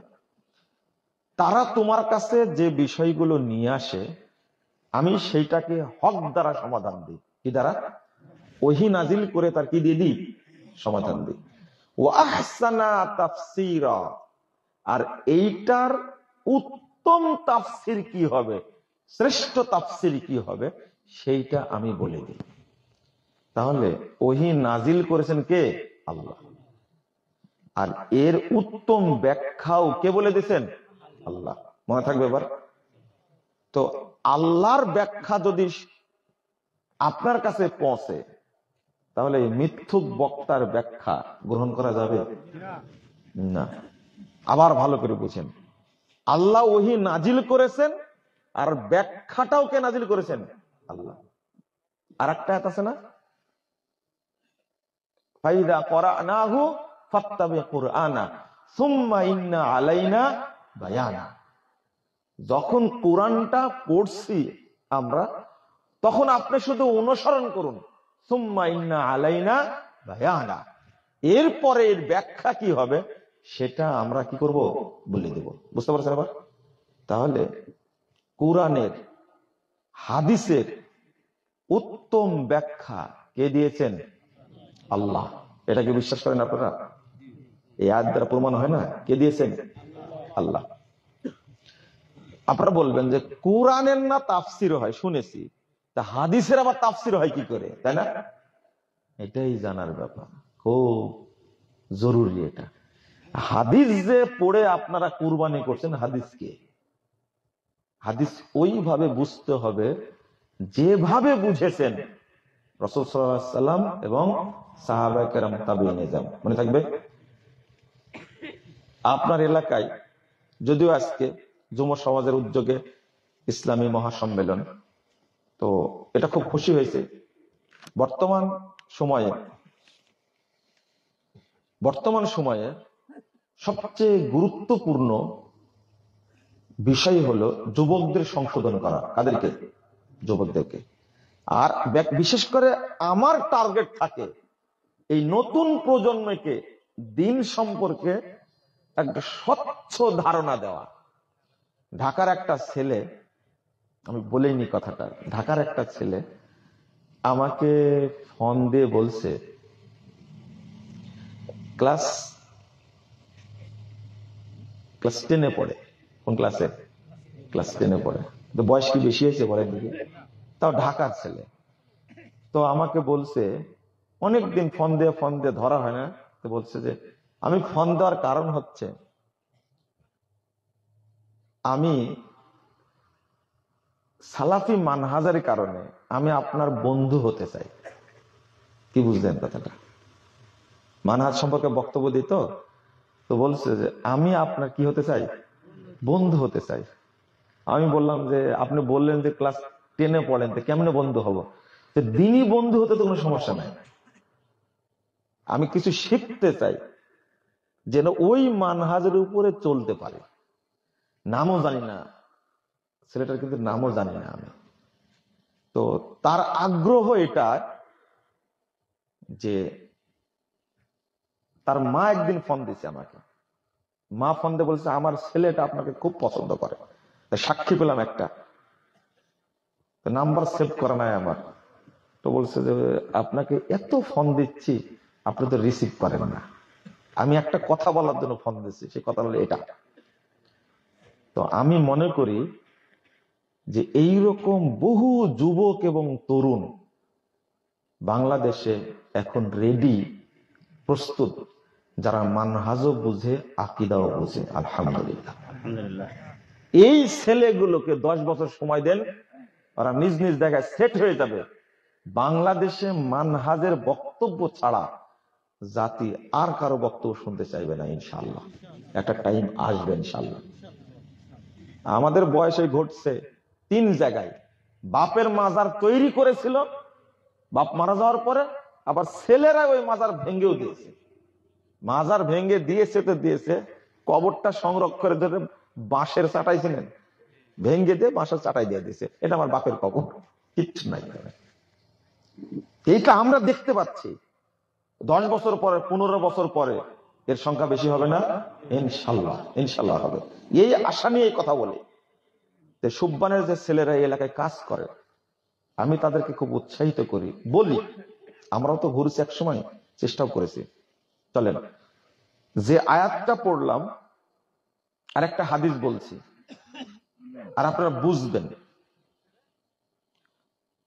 223 নম্বর হাদিস, সহিহ মুসলিম এসেছে। আল্লাহ রাসূল বলছেন, আল কুরআনু হুজ্জাতুল্লাহ আও আলাই। কোরআন তোমার পক্ষে সাক্ষী দিবে অথবা তোমার বিপক্ষে সাক্ষী দিবে। ভাই তোমার পক্ষে দলিল হবে অথবা তোমার বিপক্ষে দলিল হবে। কথা বুঝতে পারছেন? পক্ষে দলিল হবে কেন, বিপক্ষে দলিল হবে কেন? পক্ষে দলিল হবে কোরআন পড়েন, বুঝে আমল করেন, এই জন্য আমার পক্ষে দলিল হবে, তাই না? তো বিপক্ষে দলিল হবে কেন? কেন? কোরআন পড়েন কিন্তু আল্লাহ যেটা বুঝাতে চেয়েছেন, রাসূল যেটা বুঝাতে চেয়েছেন ওইভাবে বুঝেন না, নিজের মতো বুঝেন। কার মতো? নিজের মতো বুঝেন কোরআন। নিজের মতো কোরআনও বুঝা যাবে না, বোঝা যাবে না, হাদিসও বুঝা যাবে না। মনে থাকবে কথা? ছোট ছোট করে বলেছেন, নিজের মতো কোরআনও বুঝা যাবে না, হাদিসও বুঝা যাবে না। একটা উদাহরণ দিয়ে আলোচনার ভিতরে ঢুকি। সেটা হলো, আমি এক বক্তব্যে বলেছি যে যাদের আকীদা, যাদের বিশ্বাস আল্লাহ সর্বত্র বিরাজমান, আপনারা এটা বিশ্বাস করেন নাকি? আল্লাহ কোথায়? আরশে আজিমে। মাশাআল্লাহ, খুব সুন্দর উত্তর দিলেন। তা আমাদের বিশ্বাস, যদি কেউ বিশ্বাস করে আল্লাহ সর্বত্র বিরাজমান, আল্লাহ নিরাকার, তার পিছনে নামাজ পড়া যাবে না। পড়লেও নামাজ কি হবে? সালাত কি হবে? বাতিল হবে। এই ধরনের আকীদার পোষণকারী ব্যক্তির পিছনে কেউ যদি নামাজ পড়ে, সালাত যদি পড়ে, তাহলে কি হবে? সালাত বাতিল হবে, ঘুরে আবার পড়তে হবে। তো একজন লোক আমাকে ফোন দিয়ে অনেক গালিগালাজ করছে, করে বলছে, আপনি কি জানেন না কোরআনের আয়াত ওয়ারকাউ মার রাকিন, ওয়ারকাউ মার রাকিন? আমি বললাম যে হ্যাঁ, আয়াত তো কোরআনের, আল্লাহ বলছেন যে রুকুকারীদের সাথে রুকু করো। তোরা নামাজ পড়ছে, ওদের পিছনে পড়া যাবে না কেন? কথা বুঝতে পারছেন? যুক্তি তো ঠিক আছে। যুক্তি ঠিক আছে না? বোঝেননি মনে হয়। রুকুকারীদের সাথে কি করবে? রুকু করবে, আল্লাহ বলে দিচ্ছেন। আমি বললাম তাহলে কি কাদিয়ানীদের পিছনে নামাজ পড়া যাবে? যাবে কেন? ওরা রুকু করে না? ওরা তো 5 ওয়াক্ত নামাজ পড়ে, পড়া যাবে না কেন?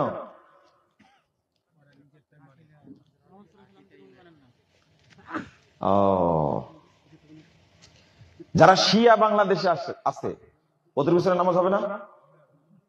হবে না? আর রুকু করে যে খ্রিস্টানরাও কিন্তু রুকু করে, ওদের পিছনে হবে? কিন্তু আল্লাহ যে বলছেন ওয়ারকাউ মার রাকিন, রুকুকারীদের সাথে রুকু করো।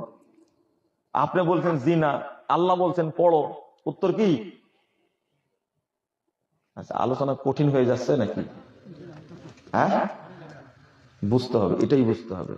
হারামের ওয়াজ কত শুনেন, কিন্তু হারাম কি মানেন আপনারা? বাংলাদেশে কোন হুজুর বলেছে এখন পর্যন্ত মদ হালাল বলেছে? হ্যাঁ, খান কেন বলেছে? কোন হুজুর বলেছে যৌতুক জায়েজ? নেন কেন? বুঝেন তো মনে, তাই না? সুদ হালাল এটা কেউ বলেছে কোনদিন? খান কেন? এই ওয়াজ তো শুনেনি আপনারা, শুনেন না? এগুলো নতুন করে বলা লাগবে? আমি এগুলো বলতে আসিনি, যেটা বলতে আসছে এরা ভালো করে বুঝেন। একটা বুঝলেই ইনশাল্লাহ সব উল্টে যাবে। তো আল্লাহ বললেন ওয়ারকাউ মার রাকিন, আর আপনিও বললেন তাই, আবার উল্টা বলছেন কাদিয়ানির পিছনে নামাজ হবে না, শিয়াদের পিছনে নামাজ হবে না। উত্তর হলো এটা। আসলে এই আয়াতটা আমরা আসলে কি বুঝিনি, যেভাবে আল্লাহ রাসূল বুঝেছেন, সাহাবীরা বুঝেছেন, ওইভাবে আমরা বুঝিনি। এই আয়াতের অর্থটা হলো ওয়ারকাউ মাল মুমিনিন, কুনু মাল মুমিনিন, তোমরা যারা মুমিন তাদের সাথে রুকু করো। এবার বোঝা গেছে? হ্যাঁ, পরিষ্কার না? তা আপনার মতো বুঝার কারণে আপনি বলছেন কাদিয়ানির পিছনে চলবে, শিয়াদের পিছনে চলবে, কারণ তারা রুকু করে। নাউযুবিল্লাহ, আস্তাগফিরুল্লাহ। কাদিয়ানিরা কাফের, কি কাফের? শিয়ারা কি কাফের? তাদের পিছনে নামাজ হবে? তো আল্লাহ যে বুঝালেন রুকু করতে হবে কাদের সাথে? কাদের সাথে? মুমিনদের সাথে। এবার বলেন কাদিয়ানীরা কি মুমিন না? রুকু করলে ওরা কি মুমিন না? কি কাফের? শিয়ারা কি মুমিন না? ওরা নামাজ পড়লে ওরা কি কাফের? বুঝেননি কথা? এবার আসছেন যারা বলে আল্লাহ সর্বত্র বিরাজমান, কুফরি আকীদা, এরা কি মুমিন? এই তো জায়গা মতো আসছে, ওদের পিছনে নামাজ হবে না। আয়াতটা যদি সাহাবীদের মতো বুঝেন তাহলে কোনো প্যাঁচ লাগবে না। বুঝে আসতে মনে হয়, তাই না? তাহলে এখন থেকে কি বুঝবেন? রুকু করো কাদের সাথে? রুকু করো মুমিনদের সাথে। এইটা হবে অর্থ, এইটা হবে বুঝ। কিন্তু আমরা উল্টা বুঝেছি। আর একটা আল্লাহ বলছেন ইয়া আইয়ুহাল্লাযীনা আমানুত্তাকুল্লাহ ওয়াবতাগু ইলাইহিল ওয়াসিলা। পীর ধরার দলিল। কি ধরার? পীর ধরার দলিল।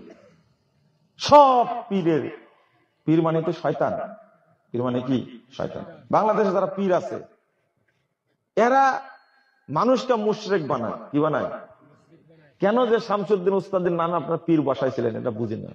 এত বড় তাওহীদপন্থী মানুষ, এত বড় সালাফি আলেম, তাকে আপনারা পীর বলেছেন, গতিতে বলেছেন, তাই না? আমি কিন্তু এই ধরনের পীরকে বলিনি, ভালো করে বুঝেন কথা। কত আলেম তৈরি করে গেছেন, তাই না? তো যারা মাজার পূজারী পীর বলে পরিচয় দেয় তারা সব ভণ্ড।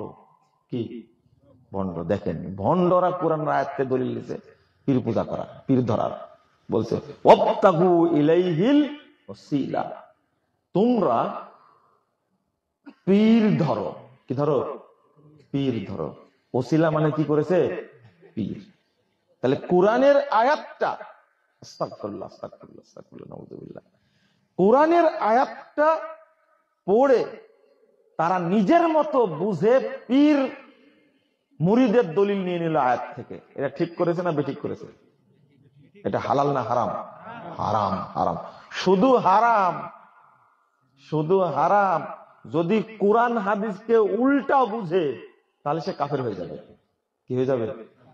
কাফের হয়ে যাবে। যেভাবে আল্লাহ রাসূল এবং সাহাবীরা বুঝেছেন ওইভাবেই বুঝতে হবে। আমাদের দেশে যে তাফসির মাহফিলটা হয় না, যারা তাফসির করে আপনি কখনো শুনে দেখেছেন, বুঝে দেখেছেন? যা তাফসির করে তারা অধিকাংশই মিথ্যা তাফসির করে, নিজের মতো বুঝে নিজের মতো তাফসির করে, অথচ এইটা হারাম। কারণ এটা আল্লাহর কালাম। আল্লাহর কালাম যেভাবে আল্লাহ বুঝাতে চেয়েছেন, আল্লাহ রাসূল বুঝাতে চেয়েছেন, সাহাবীরা বুঝাতে চেয়েছেন, ওইভাবেই বুঝতে হবে।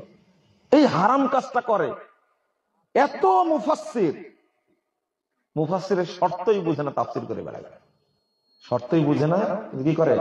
তাফসীর করে বেড়ায়। নাম দিয়েছেন আপনারা হযরতুল আল্লাম, আন্তর্জাতিক ক্ষতি সম্পন্ন মুফাসসিরে কোরআন। ক্ষতি না খ্যাতি? আসলে খ্যাতি না, কি ক্ষতি সম্পন্ন। তাফসীর শব্দটার কোথায় জন্ম হয়েছে এটাই বলতে পারবেন না, আমি বলে দিলাম।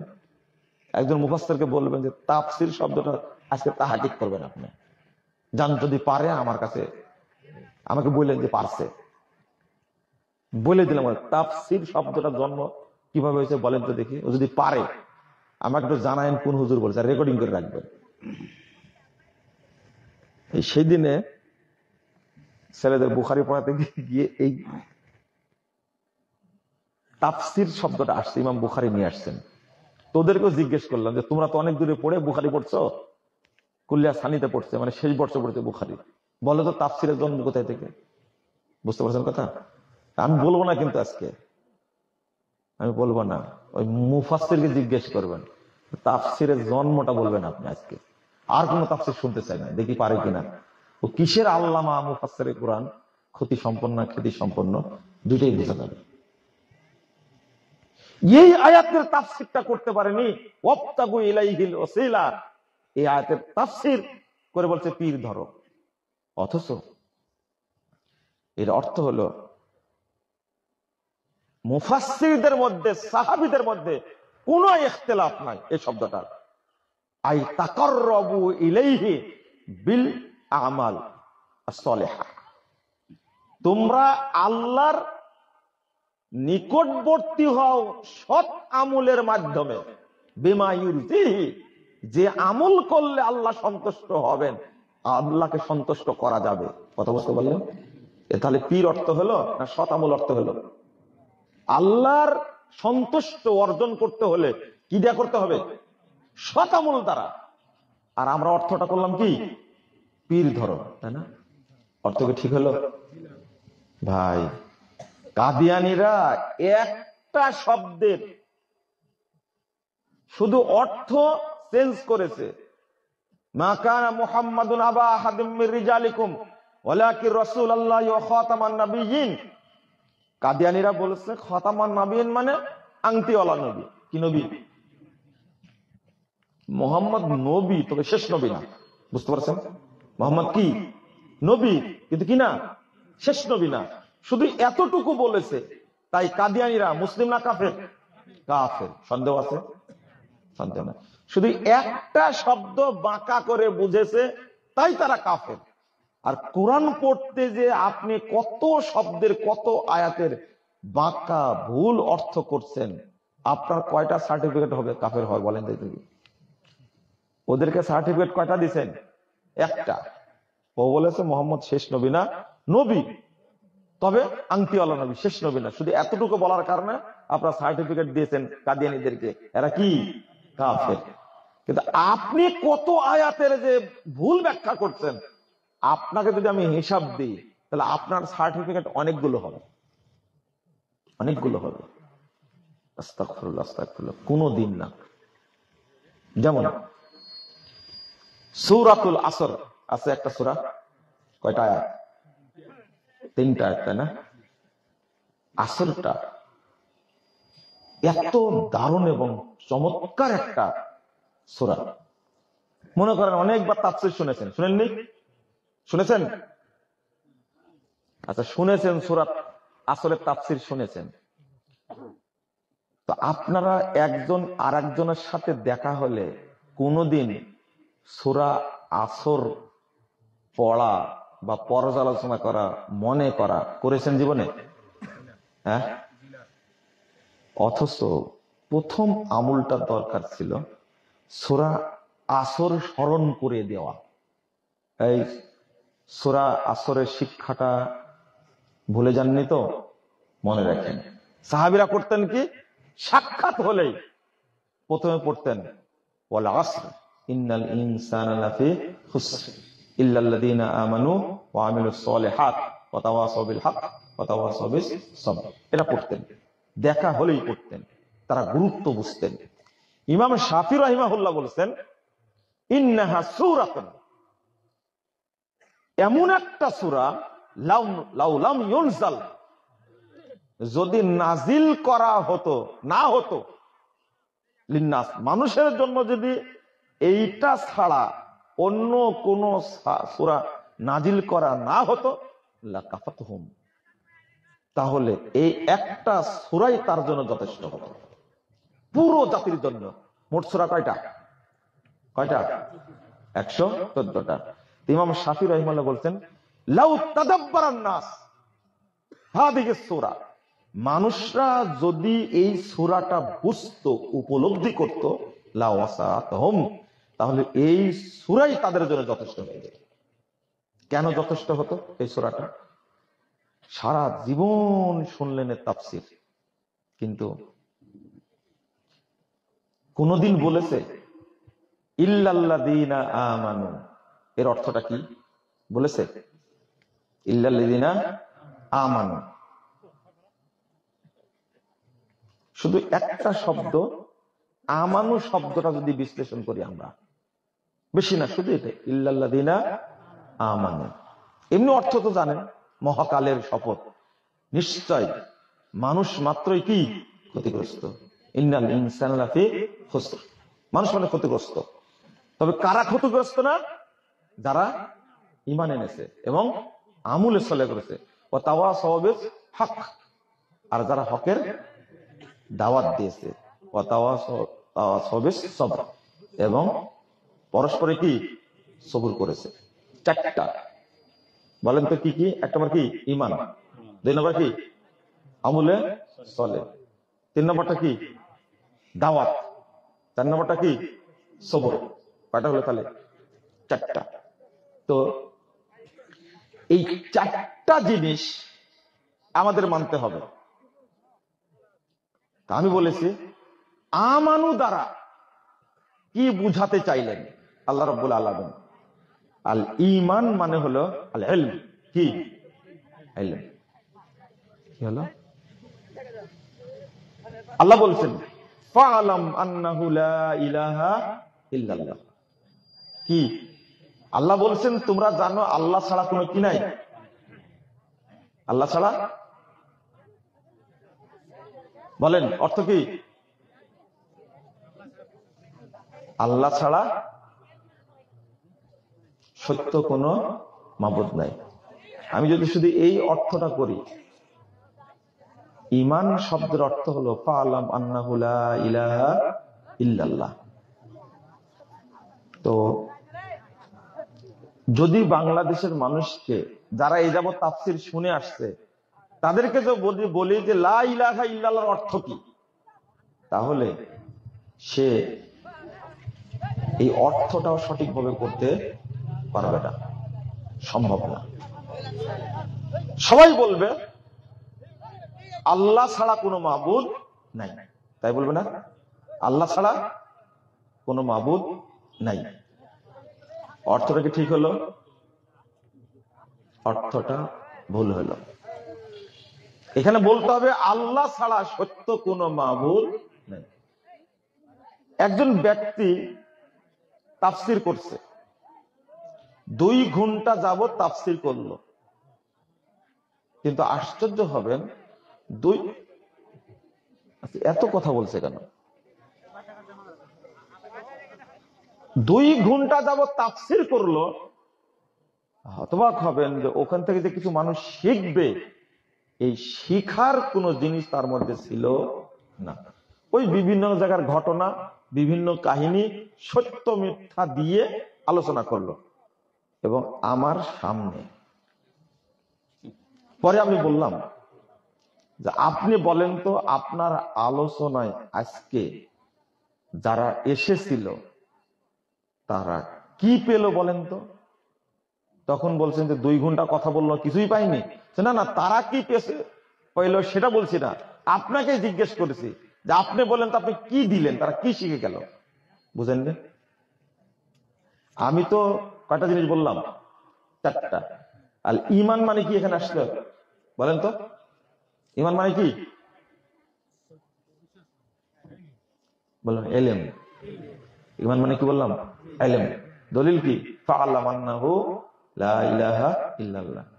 এই আয়াতটার অর্থ করতে গিয়ে ঈমান শব্দের ইলম, এইটা যদি না বুঝি তাহলে তো কাউকে বোঝানো যাবে না। আগে নিজেকে বুঝতে হবে। যেমন আমার কথা না, আমি শুধু 2টা লাইন একটু পড়ে শোনাই আপনাদেরকে। দেখেন, ইল্লাল্লাযীনা আমানু ওয়া আমিলুস সলিহাত। আবু হুরায়রার ছাত্র মুজাহিদ রাহিমাহুল্লাহ, ইমাম মুজাহিদ, তিনি বলছেন ইল্লাল্লাযীনা সাদাকুল্লাহ ওয়া ওয়াহাদাহু ওয়া আকাররু লাহু বিল ওয়াহদানিয়াত ওয়াত তাআহ। দেখেন, প্রথম কথা হলো সাদাকুল্লাহ, যারা আল্লাহকে সত্য বলে কি করে? বিশ্বাস করে। তারপরে কি? ওয়া ওয়াহাদাহু, তার তাওহীদ প্রতিষ্ঠা করে।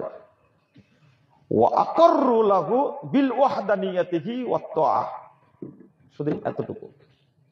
এই আয়াতের তাফসীর করলেন হাসান বসরি তাবি, মুজাহিদ তাবি। তিনি বলছেন যে, তারা বলছেন এখানে মানুষকে শিক্ষা দিতে হবে তাওহীদ। কি শিক্ষা দিতে হবে? তাওহীদ। সূরা আসরের আলোচনা করতে গিয়ে আমার মনে হয় না বাংলাদেশের কোন আলেম তাওহীদের আলোচনা করেছে।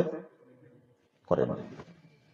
অথচ সাহাবীদের ছাত্র তিনি এই আয়াত তাবি আলোচনা করতে প্রথম শর্তে বলেছেন তাসদিক কাকে বলে, 1 তাওহীদ কাকে বলে, 2 3 নম্বর ওয়াহদানিয়াত কি, এইটা তাকে বুঝাতে হবে।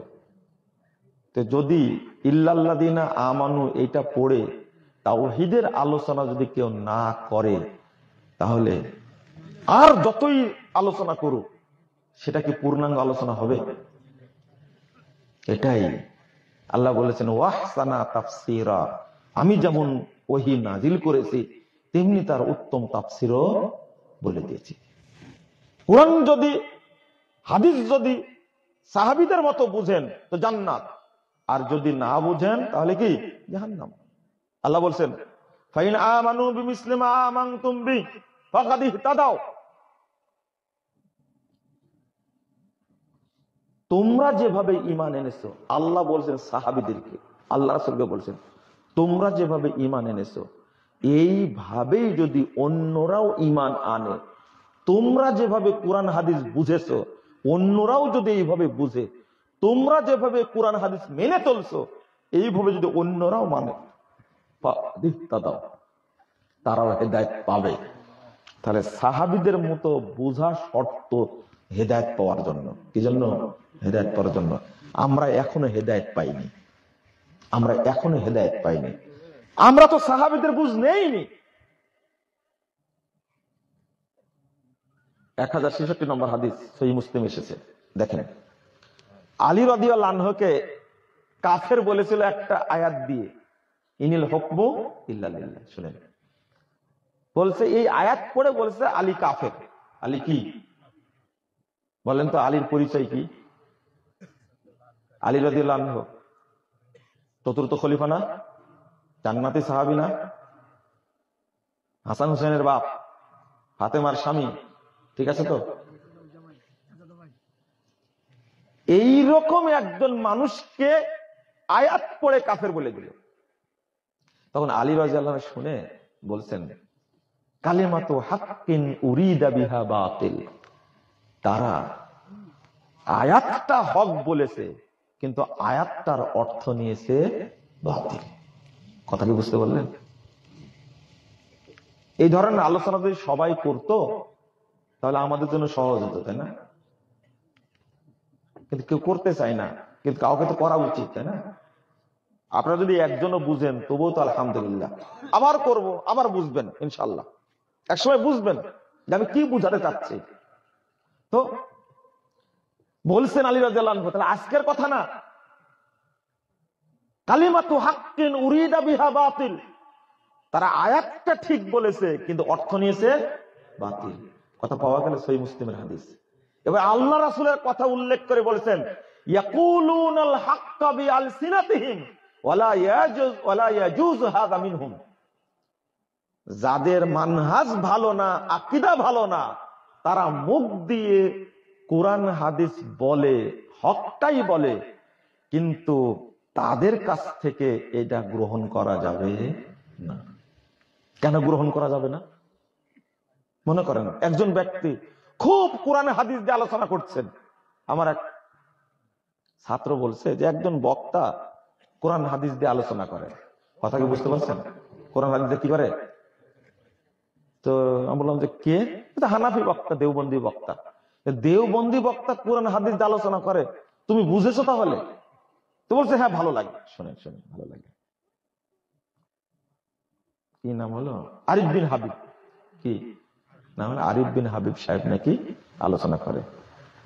তো তো ওই ছেলেটাই আমাকে বুঝানোর জন্য একটা দলিল দিছে, খুব সুন্দর আলোচনা করে, বুঝে নাকি?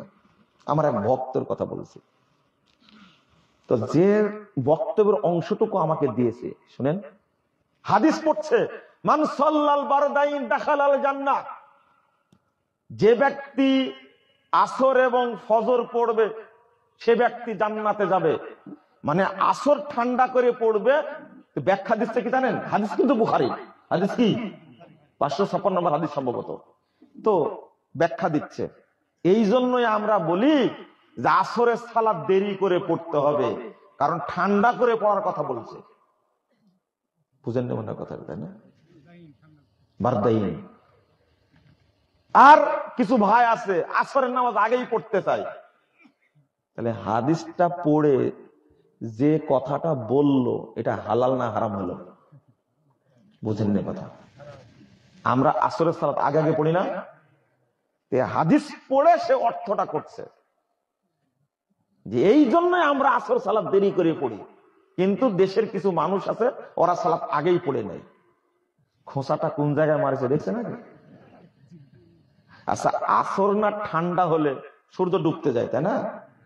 কিন্তু ফজর কিভাবে ঠান্ডা করবেন? সূর্য উঠলে ঠান্ডা হয়। দেখেন, এই জন্যই আল্লাহ রাসূলের কথা, তারা মুখ দিয়ে হক বললেও তাদের কাছ থেকে গ্রহণ করা যাবে না। কত বড় সর্বনাশ করে দিল হাদিসটা, না বুঝেই নিজের মতো হাদিসটা বুঝে গেছে। বুঝলেন না আপনারা? তাহলে এই বক্তার ওয়াজ শোনা যাবে? মান সাল্লাল বারদাইন দাখালাল জান্নাহ। তো শুধু ঠান্ডা করলো আসর, ফজর ঠান্ডা করবে কি করে? যত সকালে পড়বে তত গরম হবে না? হ্যাঁ, সূর্য উঠবে না, ঠান্ডা চলে যাবে না? তাহলে এই বারদাইন দ্বারা কি, এই বারদা কি অর্থ, এই ঠান্ডা দিয়া কি অর্থ? আসলে কি অর্থটা এটা? আসলে এটা অর্থ না। সি সি সি সি সি। অর্থটা হলো, যখন দিনের কয়টা অংশ? দুটা অংশ, তাই না? দুইটা অংশ। আপনারা বলেন যে তীব্র হতে হতে হতে হতে সূর্যটা যখন আসরের সালাতকে, জোহরের সালাতটা পার হয়, আসরের সালাত হতে যায়, তখন ছায়াটা লম্বা হয় না? এই দেখেন, এটাই হলো বারদাই, এটাই হলো ঠান্ডা হওয়া। আর আমরা বুঝলাম কি একবারে সূর্য ডোবার আগে আসর পড়া, সূর্য ডোবার আগে আসর পড়া। আর শুধু এই হাদিসটাই এসেছে, আর কোন হাদিস আসেনি? তার আগের হাদিসটা দেখলে কি হয়, আল্লাহ নবী মুহাম্মদ সাল্লাল্লাহু আলাইহি সাল্লাম আসর সালাত পড়ে আওয়ালি নামক জায়গা দিয়েছেন, প্রায় 4 কিলোমিটার রাস্তা হেঁটে ফিরে আসতেন, তখনও সূর্য ডুবতো না। এই হাদিস পাওয়া যায় না? আয়েশা রাদিয়াল্লাহু আনহা বলছেন, আমি দেখতেই থাকতাম আমার বাড়ির চকাটের কি বলে ছায়াটা, বাড়ির ছায়াটা লম্বা হয় কিনা, হলেই আমি আসর সালাত পড়ি। তোকে বলে না? আনাস রাদিয়াল্লাহু আনহুর সাথে দেখা করতেন কিছু সাহাবী, বুঝাই আসর পড়েছ? আমরা তো কেবল জোহর পড়ে আসলাম। যাও আগে আসর পড়ে আসো। কি বুঝলেন কথা? ওনারা বলছেন আমরা জোহর পড়ে আসলাম, আর ইতিমধ্যে আনাস রাদিয়াল্লাহু আনহু কি করে ফেলেছেন? আসর পড়ে ফেলেছেন। এই হাদিসগুলো চোখে পড়ে না? ফজর পড়বে কখন? কখন পড়বে? ফজর পড়বে সূর্য ওঠার একটু আগে, কৃত্রিম অন্ধকার করে দিয়ে। বুঝছেন কথা? কেন এই হাদিসটা চোখে পড়ে না? যে ফজর সালাতে আল্লাহ রাসূল 60 থেকে 100টা আয়াত পড়েছেন। কয়টা? 60 থেকে 100টা আয়াত পড়লে আর যখন শুরু করে সূর্য কত দূরে উঠবে বলেন তো দেখি। অথচ হাদিসটা পড়ে একটা ব্যাখ্যা মারি দিল, আল্লাহ যেন হেদায়েত দান করে। আরেকটা হাদিস পড়ে ব্যাখ্যা দিচ্ছে, আরে নাভির নিচে হাত বেঁধে শান্তি আলাদা। বুঝেন এই কথা? আমি বললাম যে এইভাবেই জাতিকে যে মানুষ বিভ্রান্ত করে হাদিস পড়ে পড়ে। আপনারা যাই বলেন, বুকের উপরে হাত বাঁধা আর নাভির নিচে হাত বাঁধা, নাভির নিচে হাত বাঁধা শান্তি আলাদা।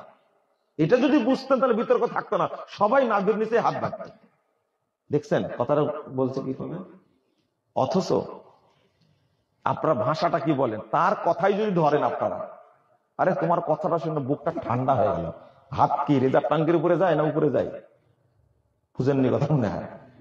হ্যাঁ, আপনার আত্মা ঠান্ডা হয় এই কথাটা বললে হাত কোন জায়গায় দেন? রিজার্ভ ট্যাঙ্কির উপরে না উপরে? হ্যাঁ, বুঝেননি মনে কথা। ও রিজার্ভ ট্যাঙ্কি বললাম এই জন্য বুঝেননি, তাই না? রিজার্ভ ট্যাঙ্কি বুঝেছেন?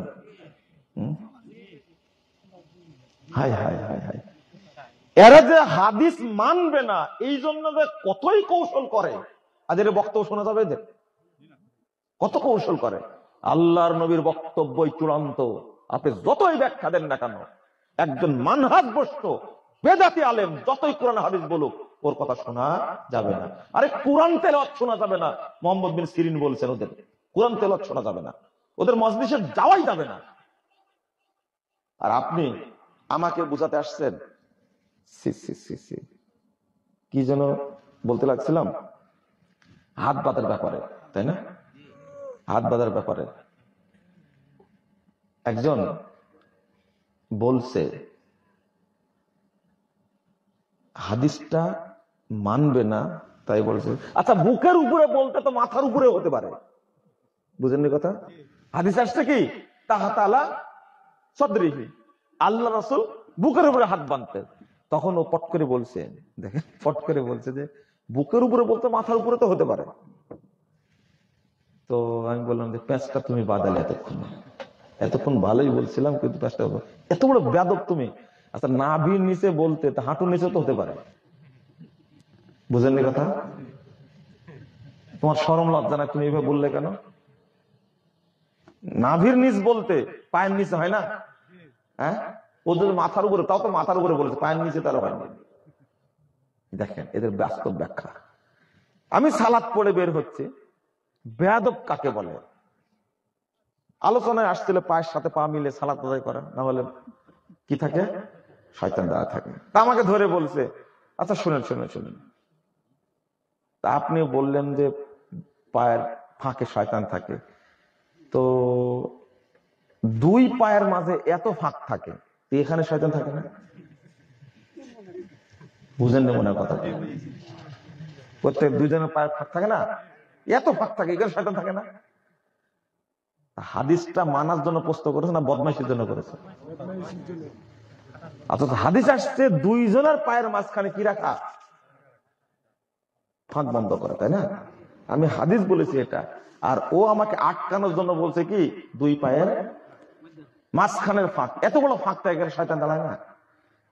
আমি বললাম যে তুমি স্বাভাবিক মুগরে সোজা হবে না। আবু তাহের বর্ধমানী রাহিমাহুল্লাহ মারা গেছেন, আল্লাহ তাকে জান্নাতুল ফেরদাউস দান করুক। তিনি উত্তর দিয়েছিলেন, এই ব্যাকুব, ইবলিস কি এত খারাপ যে আদম সন্তানের ছোট বাবুর নিচে দাঁড়ায় থাকে? হাসছেন কেন আপনারা? এই উত্তরটা আপনি 30 বছর গবেষণা করে পাবেন, এর উত্তরটা কি হবে আপনি খুঁজে পাবেন না। কিন্তু তাৎক্ষণিক উত্তর দিয়েছিলেন কে? আবু তাহের বর্তমানে বলছে আদম সন্তানের ছোট বাবুর নিচে ইবলিস দাঁড়া থাকে না, এই যে ইবলিস অত খারাপ না। এক কথায় উত্তর শেষ তো, তাই না? যেমন কুকুর তেমন কি, এটা তো বুঝেন তাই না? এই বদমাশি প্রশ্ন করার কি দরকার বলে তো দেখি, যে বুকের উপর বলতে মাথার উপরে তো হতে পারে। বুঝেন না মনে কথা, তাই না? এরা সুন্নাতকে এমন ভাবে ব্যঙ্গ করে, আর তার কথায় আপনি একবারে কি গেলেন, ভিজে গেলেন, তাই না? এক বক্তা বলছে, ভাইরাস বক্তা, এই ভাইরাস বক্তা বলছে সুলাইমান আলাইহিস সালাম দাউদ আলাইহিস সালামের কাহিনী বলতে বলতে বলছে, শোনেন, বলছে যে বাইতুল মাকদেস এত পবিত্র জায়গা, আল্লাহর নবীর পূর্বের যত নবী ছিল সব নবীর কেবলা ছিল বাইতুল মাকদেস। বুঝছেন কথা? ঠিক না? ঠিক কিনা? না কি বলে, এটা তো বলে মনে হয়, হ্যাঁ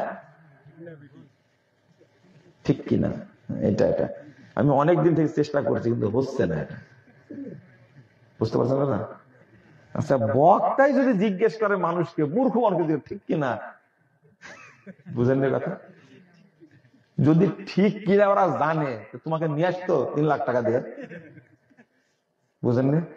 যেমন বক্তা শ্রোতাও তেমন ভাই, একবারে সমানে সমান। বললাম না, যেমন ওল তেমন কি তেতল, ভালো ভাষায় বললাম, যেমন কুকুর ওটা বললাম না কিন্তু। বুঝতে পারলেন? আল্লাহ যেন আমাদের হেদায়েত দান করেন, আমিন। কথাটা কোন জায়গায় ভুল বললো বলেন? সুলাইমান আলাইহিস সালাম বাইতুল আকসা তৈরি করলেন। আরে খাটাসের খাটাস, কয় কি? বাইতুল আকসা কে তৈরি করেছে? সুলাইমান না? এখন এখন কিছুই বলবে না, হ্যাঁ না কিছুই বলবে, সব বসে আছে, মুসিবতে পড়ে গেছিলেন, তাই না? সি সি সি সি। প্রথম কথা, বাইতুল মাকদেস কোনদিনই কেবলা ছিল না। আল্লাহর নবীর আগে কোন কেবলা ছিল? শুরু থেকেই কেবলা কাবা, এখনো কাবা, তখনও কাবা, কিয়ামত পর্যন্ত কাবাই কেবলা থাকবে, মনে থাকবে। কিন্তু সুলাইমান আলাইহিস সালামের ঘটনা খুব সুন্দরভাবে আলোচনা করতে গিয়ে এইটা ওষুধটা ঢেলে দিছে, এই মিথ্যা কথাটা কি ঢেলে দিছে। আল্লাহ রাসূল যখন মদিনায় হিজরত করলেন, ওই টাইমটাতে কি করার জন্য, পরীক্ষা করার জন্য 17 মাস কেবলা করেছিলেন কোনটা? বাইতুল মাকদেসকে, তাই না? মাত্র 17 মাস। এর আগে পরে কেবলা আমাদের কোনটা ছিল? কাবা, এখনো কাবা কেবলা, তাই না? বুঝতেন না কারা ভাই? ভাইরাস বক্তার আলোচনা করলে আপনারা কিছু বুঝেন না। যদি ঘটনা বলে দিতাম, সুবহানাল্লাহ বলতেন, একটু কাঁদতেন, চলে যেতেন, তাই না? আমরা তো এটা পারি না করতে। আল্লাহ যেন আমাদের বোঝার তৌফিক দান করেন, আমিন। তো বাইতুল মাকদেস কে তৈরি করেছেন? সুলাইমান আলাইহিস সালাম। বলছেন না কেন? এই মিথ্যা কথাটা বলতে এত দেরি লাগে? বাইতুল মাকদেস কে তৈরি করেছে? লা হাওলা ওয়ালা কুওয়াতা ইল্লা বিল্লাহ। বাইতুল মাকদেস তৈরি করেছেন ইব্রাহিম আলাইহিস সালাতু ওয়াস সালাম। কাবা ঘর তৈরি 40 বছর পরে ইব্রাহিম আলাইহিস সালাম কাবা ঘর তৈরি, বাইতুল আকসা তৈরি করেছেন, বাইতুল মাকদেস তৈরি করেছেন। বুঝছেন? সহিহ বুখারীর হাদিস। আর সুলাইমান আলাইহিস সালাম সংস্কার করেছেন 1000 বছর পরে। কয় বছর পরে? 1000 বছর পরে সংস্কার করেছেন। অথচ আমরা প্রচার করছি, কি বক্তা, তাও ভাইরাস বক্তা বলছে বাইতুল আকসা তৈরি করেছেন কে? সুলাইমান। আরে সুলাইমান আলাইহিস সালাম সেদিনকার নবী, 1000 বছর পরের নবী। বাইতুল মাকদিস তৈরির পরে 1000 বছর। আপনার বাপের বয়স এত হয়েছে? হ্যাঁ, তাহলে কতদিন আগের বাইতুল মাকদিস আপনি চিন্তা করেন। আচ্ছা বলেন, কাবা ঘর কে তৈরি করেছে? সত্য হলে এটা, কাবা ঘর কে তৈরি করেছেন? জানেন কিন্তু বলবেন না আপনারা, তাই না? যদি ধাতানি খাই, তাই না? ধাতানি তো বলেন আপনারা, তাই না? প্রথম কাবা ঘর কে তৈরি করেছেন? হ্যাঁ, ফেরেশতারা।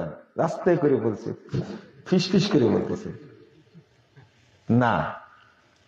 সঠিক তথ্য হলো, আপনারা শুনেছেন, প্রথম কাবা ঘর তৈরি করেন ফেরেশতারা, তারপরে সংস্কার করেন কে? আদম আলাইহিস সালাম। এরপরে নূহের প্লাবনে কি হয়ে যায়? ধ্বংস হয়ে যায়।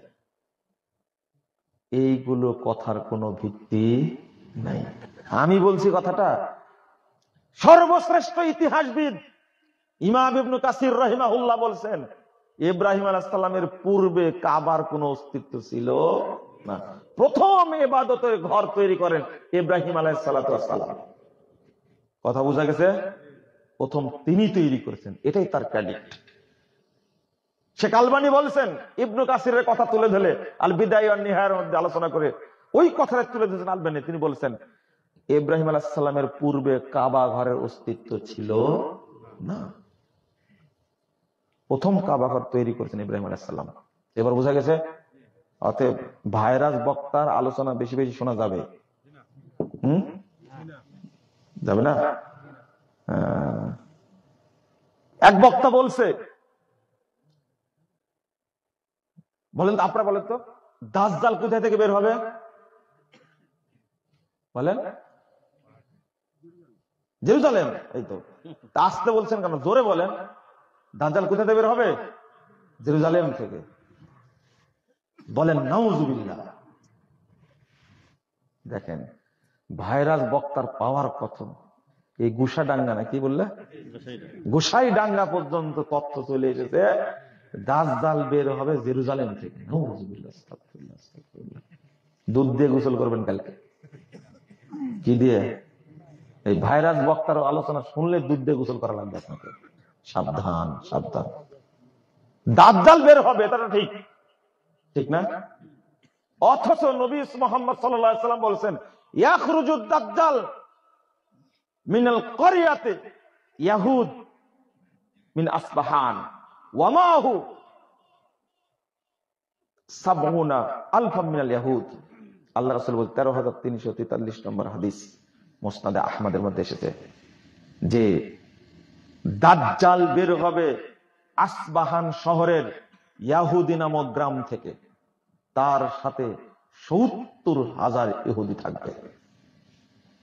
এই ছেলে, তুমি ভাইরাস বক্তার ওয়াজ শুনে তোমার কান পচে গেছে, বুঝলা? তুমি যেমন আর্জেন্টিনার গেঞ্জিতে দেবীর ছবি আছে, তুমি যেমন চোখে দেখো না, তোমার চোখে ইহুদি খ্রিস্টান মুইতে একবার চোখ নষ্ট করে দিচ্ছে। এই জন্য বুঝো না তুমি এই গেঞ্জি গায়ে নামাজ পড়ো। হ্যাঁ, কালকে বক্তব্য শেষ করতে না করতে একজন ছবি তুলছে, দেখছে মোবাইলের পাশায় মেসির ছবি দেওয়া আছে। বুঝলেন কথা? মোবাইলের পাশা বুঝছেন তো? এই সাইডে কিসের ছবি দেওয়া আছে? আমি বললাম, তুমি এই মোবাইলে তো মসজিদে ঢোকো, তাই না?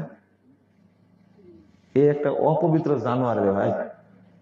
হ্যাঁ, একে নিয়ে মসজিদে দেয়। তওবা তওবা, এই জীবনে মুইতে পানি নাই, এ পবিত্র হতে জানে? কাফেরকে যদি ১০০০ বছর গোসল করান, ও পবিত্র হবে? বুঝেননি মনে কথাটা? তা আপনি কিভাবে বুঝবেন? আমার বক্তব্য কানে ধরবে আপনার? আমার বক্তব্য কানে ধরার কথা না। শোনেন, আল্লাহর নবী বলছেন যে আসবাহানের ইয়াহুদিয়া গ্রাম থেকে দাজ্জাল বের হবে। আসবাহান কোথায়? আসবাহান হলো ইরানের রাজধানী। কি ইরানের রাজধানী? বাগদাদ। ঠিকই তো বলতে পারলেন, জেরুজালেম থেকে দাজ্জাল বের হবে। কত জ্ঞান আপনার! আর বলছে ইরানের রাজধানী হলো বাগদাদ। কি? তেহরান। ইরানের রাজধানী কোথায়? তেহরান। তেহরান থেকে ৩৪১ কিলোমিটার দূরে হলো আসবাহান শহর। আর এই শহরে ইয়াহুদি নামক গ্রামে দাজ্জাল পালায় আছে। এই দাজ্জালকে পুষছে, খাওয়াচ্ছে, ওকে মানুষ করছে হলো শিয়ারা। কারা? এই তথ্যটাই এই শিয়া শয়তানগুলো গোপন উল্টা দিয়ে বলছে জেরুজালেম থেকে বের হবে, হলো শিয়াদের কারসাজি। আর তোমাদের শিয়া বক্তারাই এই তথ্যটা তোমাদের মধ্যে ছড়াচ্ছে। যুবক ছেলে, তুমি ভাইরাস বক্তার ওয়াজ শোনো না, তুমি বিপদে ফেলে দেবে তোমাকে। বুঝলি? রাত হয়ে গেছে, আর ওয়াজ করছি না। আল্লাহ যেন আমাদের বোঝার তৌফিক দান করেন। আমিন। জাযাকুমুল্লাহ খাইরান। রাগ তো করলেন, তাই না? অনেক বলেছি। মেয়েদের জন্য বলবো? আগে আপনাকে বলি, তাহলে মেয়েদের বলি। আপনার অন্তত এই জ্ঞানটা তো তারা পাবে যে ভাইরাস বক্তার ওয়াজ শোনা যাবে না। এটা বুঝতে পারেনি তারা? এটা বুঝতে পারলে অনেক কথা। আর মেয়েরা তো বড় বড় মুফতি, আপনারা কি মুফতি? ওরা বেশি মুফতি। ওদের কাছে ফতোয়া জিজ্ঞেস করবেন তো দেখবেন টাস টাস করে ফতোয়া দিয়ে দেবে। শাশুড়ি বলছে বৌমাকে, শোনো, অপবিত্র অবস্থায় খবরদার গ্লাসে হাত দিবে না, হাঁড়ি পাতিলে হাত দিবে না। দেখেন ফতোয়া এটা, বুঝতে পারলেন? আর এক ফতোয়া বলছে, নাতনির বিয়ের ডেট কোন দিন করলি? আগামী সপ্তাহে মঙ্গলবারে। তো বলছে, তখন দাদি বলছে কি জানেন, তুই কি খায় মানুষ হয়েছিস? মঙ্গলবারে বিয়ের ডেট করে? এই দিনটাই খারাপ দিন। এই দিনে বিয়ে হলে বিয়ে কিন্তু টিকবে না। ও আল্লাহর চেয়ে বেশি জানে। অথচ এই মেয়েকে জিজ্ঞেস করেন, আপনাদের জিজ্ঞেস করি, আপনার ওয়াইফ যখন মাগরিব এশা ফজর পড়ে তখন কি কেরাত জোরে করে না আস্তে করে? জোরে কেউ করে না, সব আস্তে করে, তাই না? কেন কোনোদিন বলেননি তাদেরকে কেরাত জোরে পড়তে হবে? আমি যেন শুনতে পাই ভাবে পড়বে, বলেননি কেন? বুঝেননি মনে কথা, বুঝছেন? কেরাত জোরে পড়তে হবে তাদেরকে। আপনার বাড়িতে যে বুরকাটা আছে, যে বুরকা আপনার ওয়াইফ পরে, এই বুরকার ঝুলটা খাটো। বুরকা পড়লে পা দেখা যায়, জুতাও দেখা যায়, স্যান্ডেলে দেখা যায়। এই বুরকা চলবে না। এই ধরনের বুরকা পরা হারাম। বুরকার নিচের ঝুলটা হবে মাটির সাথে ছেঁচড়ানো। কি? মাটির সাথে ছেঁচড়ানো হতে হবে। ও দেখা যেন না যায়, পা দেখা যাবে না। কিন্তু আপনার মেয়ের বুরকাটা দেখবেন এমন ভাবে, বুরকা বলছি, পায়জামা পরে আছে, আধাত করে ফাঁড়া আছে নিচের দিকে, তাই না? আসছেন কেন? বাস্তবতা না? যেখানে তার জুতাও দেখা যাবে না শরীয়তে, এটা স্যান্ডেল দেখা যাবে না, তো পায়ের পাতা দেখা যায় কি করে? নামাজের সময় মহিলারা সালাত পড়ে ঘরের মধ্যে, তাই না? ওই সময়ে পায়ের পাতা ঢাকাটা জরুরি না। পায়ের পাতা ঢাকা সম্পর্কে যে হাদিসটা আসছে, হাদিসটা জয়ীফ হাদিস। কথা বুঝতে পারলেন? পায়ের পাতা ঢাকা জরুরি না, কিন্তু বাহিরে বের হলে তার পা তো দেখা যাবে না, পায়ের জুতাটা দেখা যাবে না। কি থাকবে? ঢাকা থাকবে কি দিয়ে? বোরকা দিয়ে। আপনার ওয়াইফের এই শর্ট বুরকা চলবে না। আর যদি বুরকাতে ফুল নকশা আঁকানো থাকে তবুও চলবে না, এটা হারাম।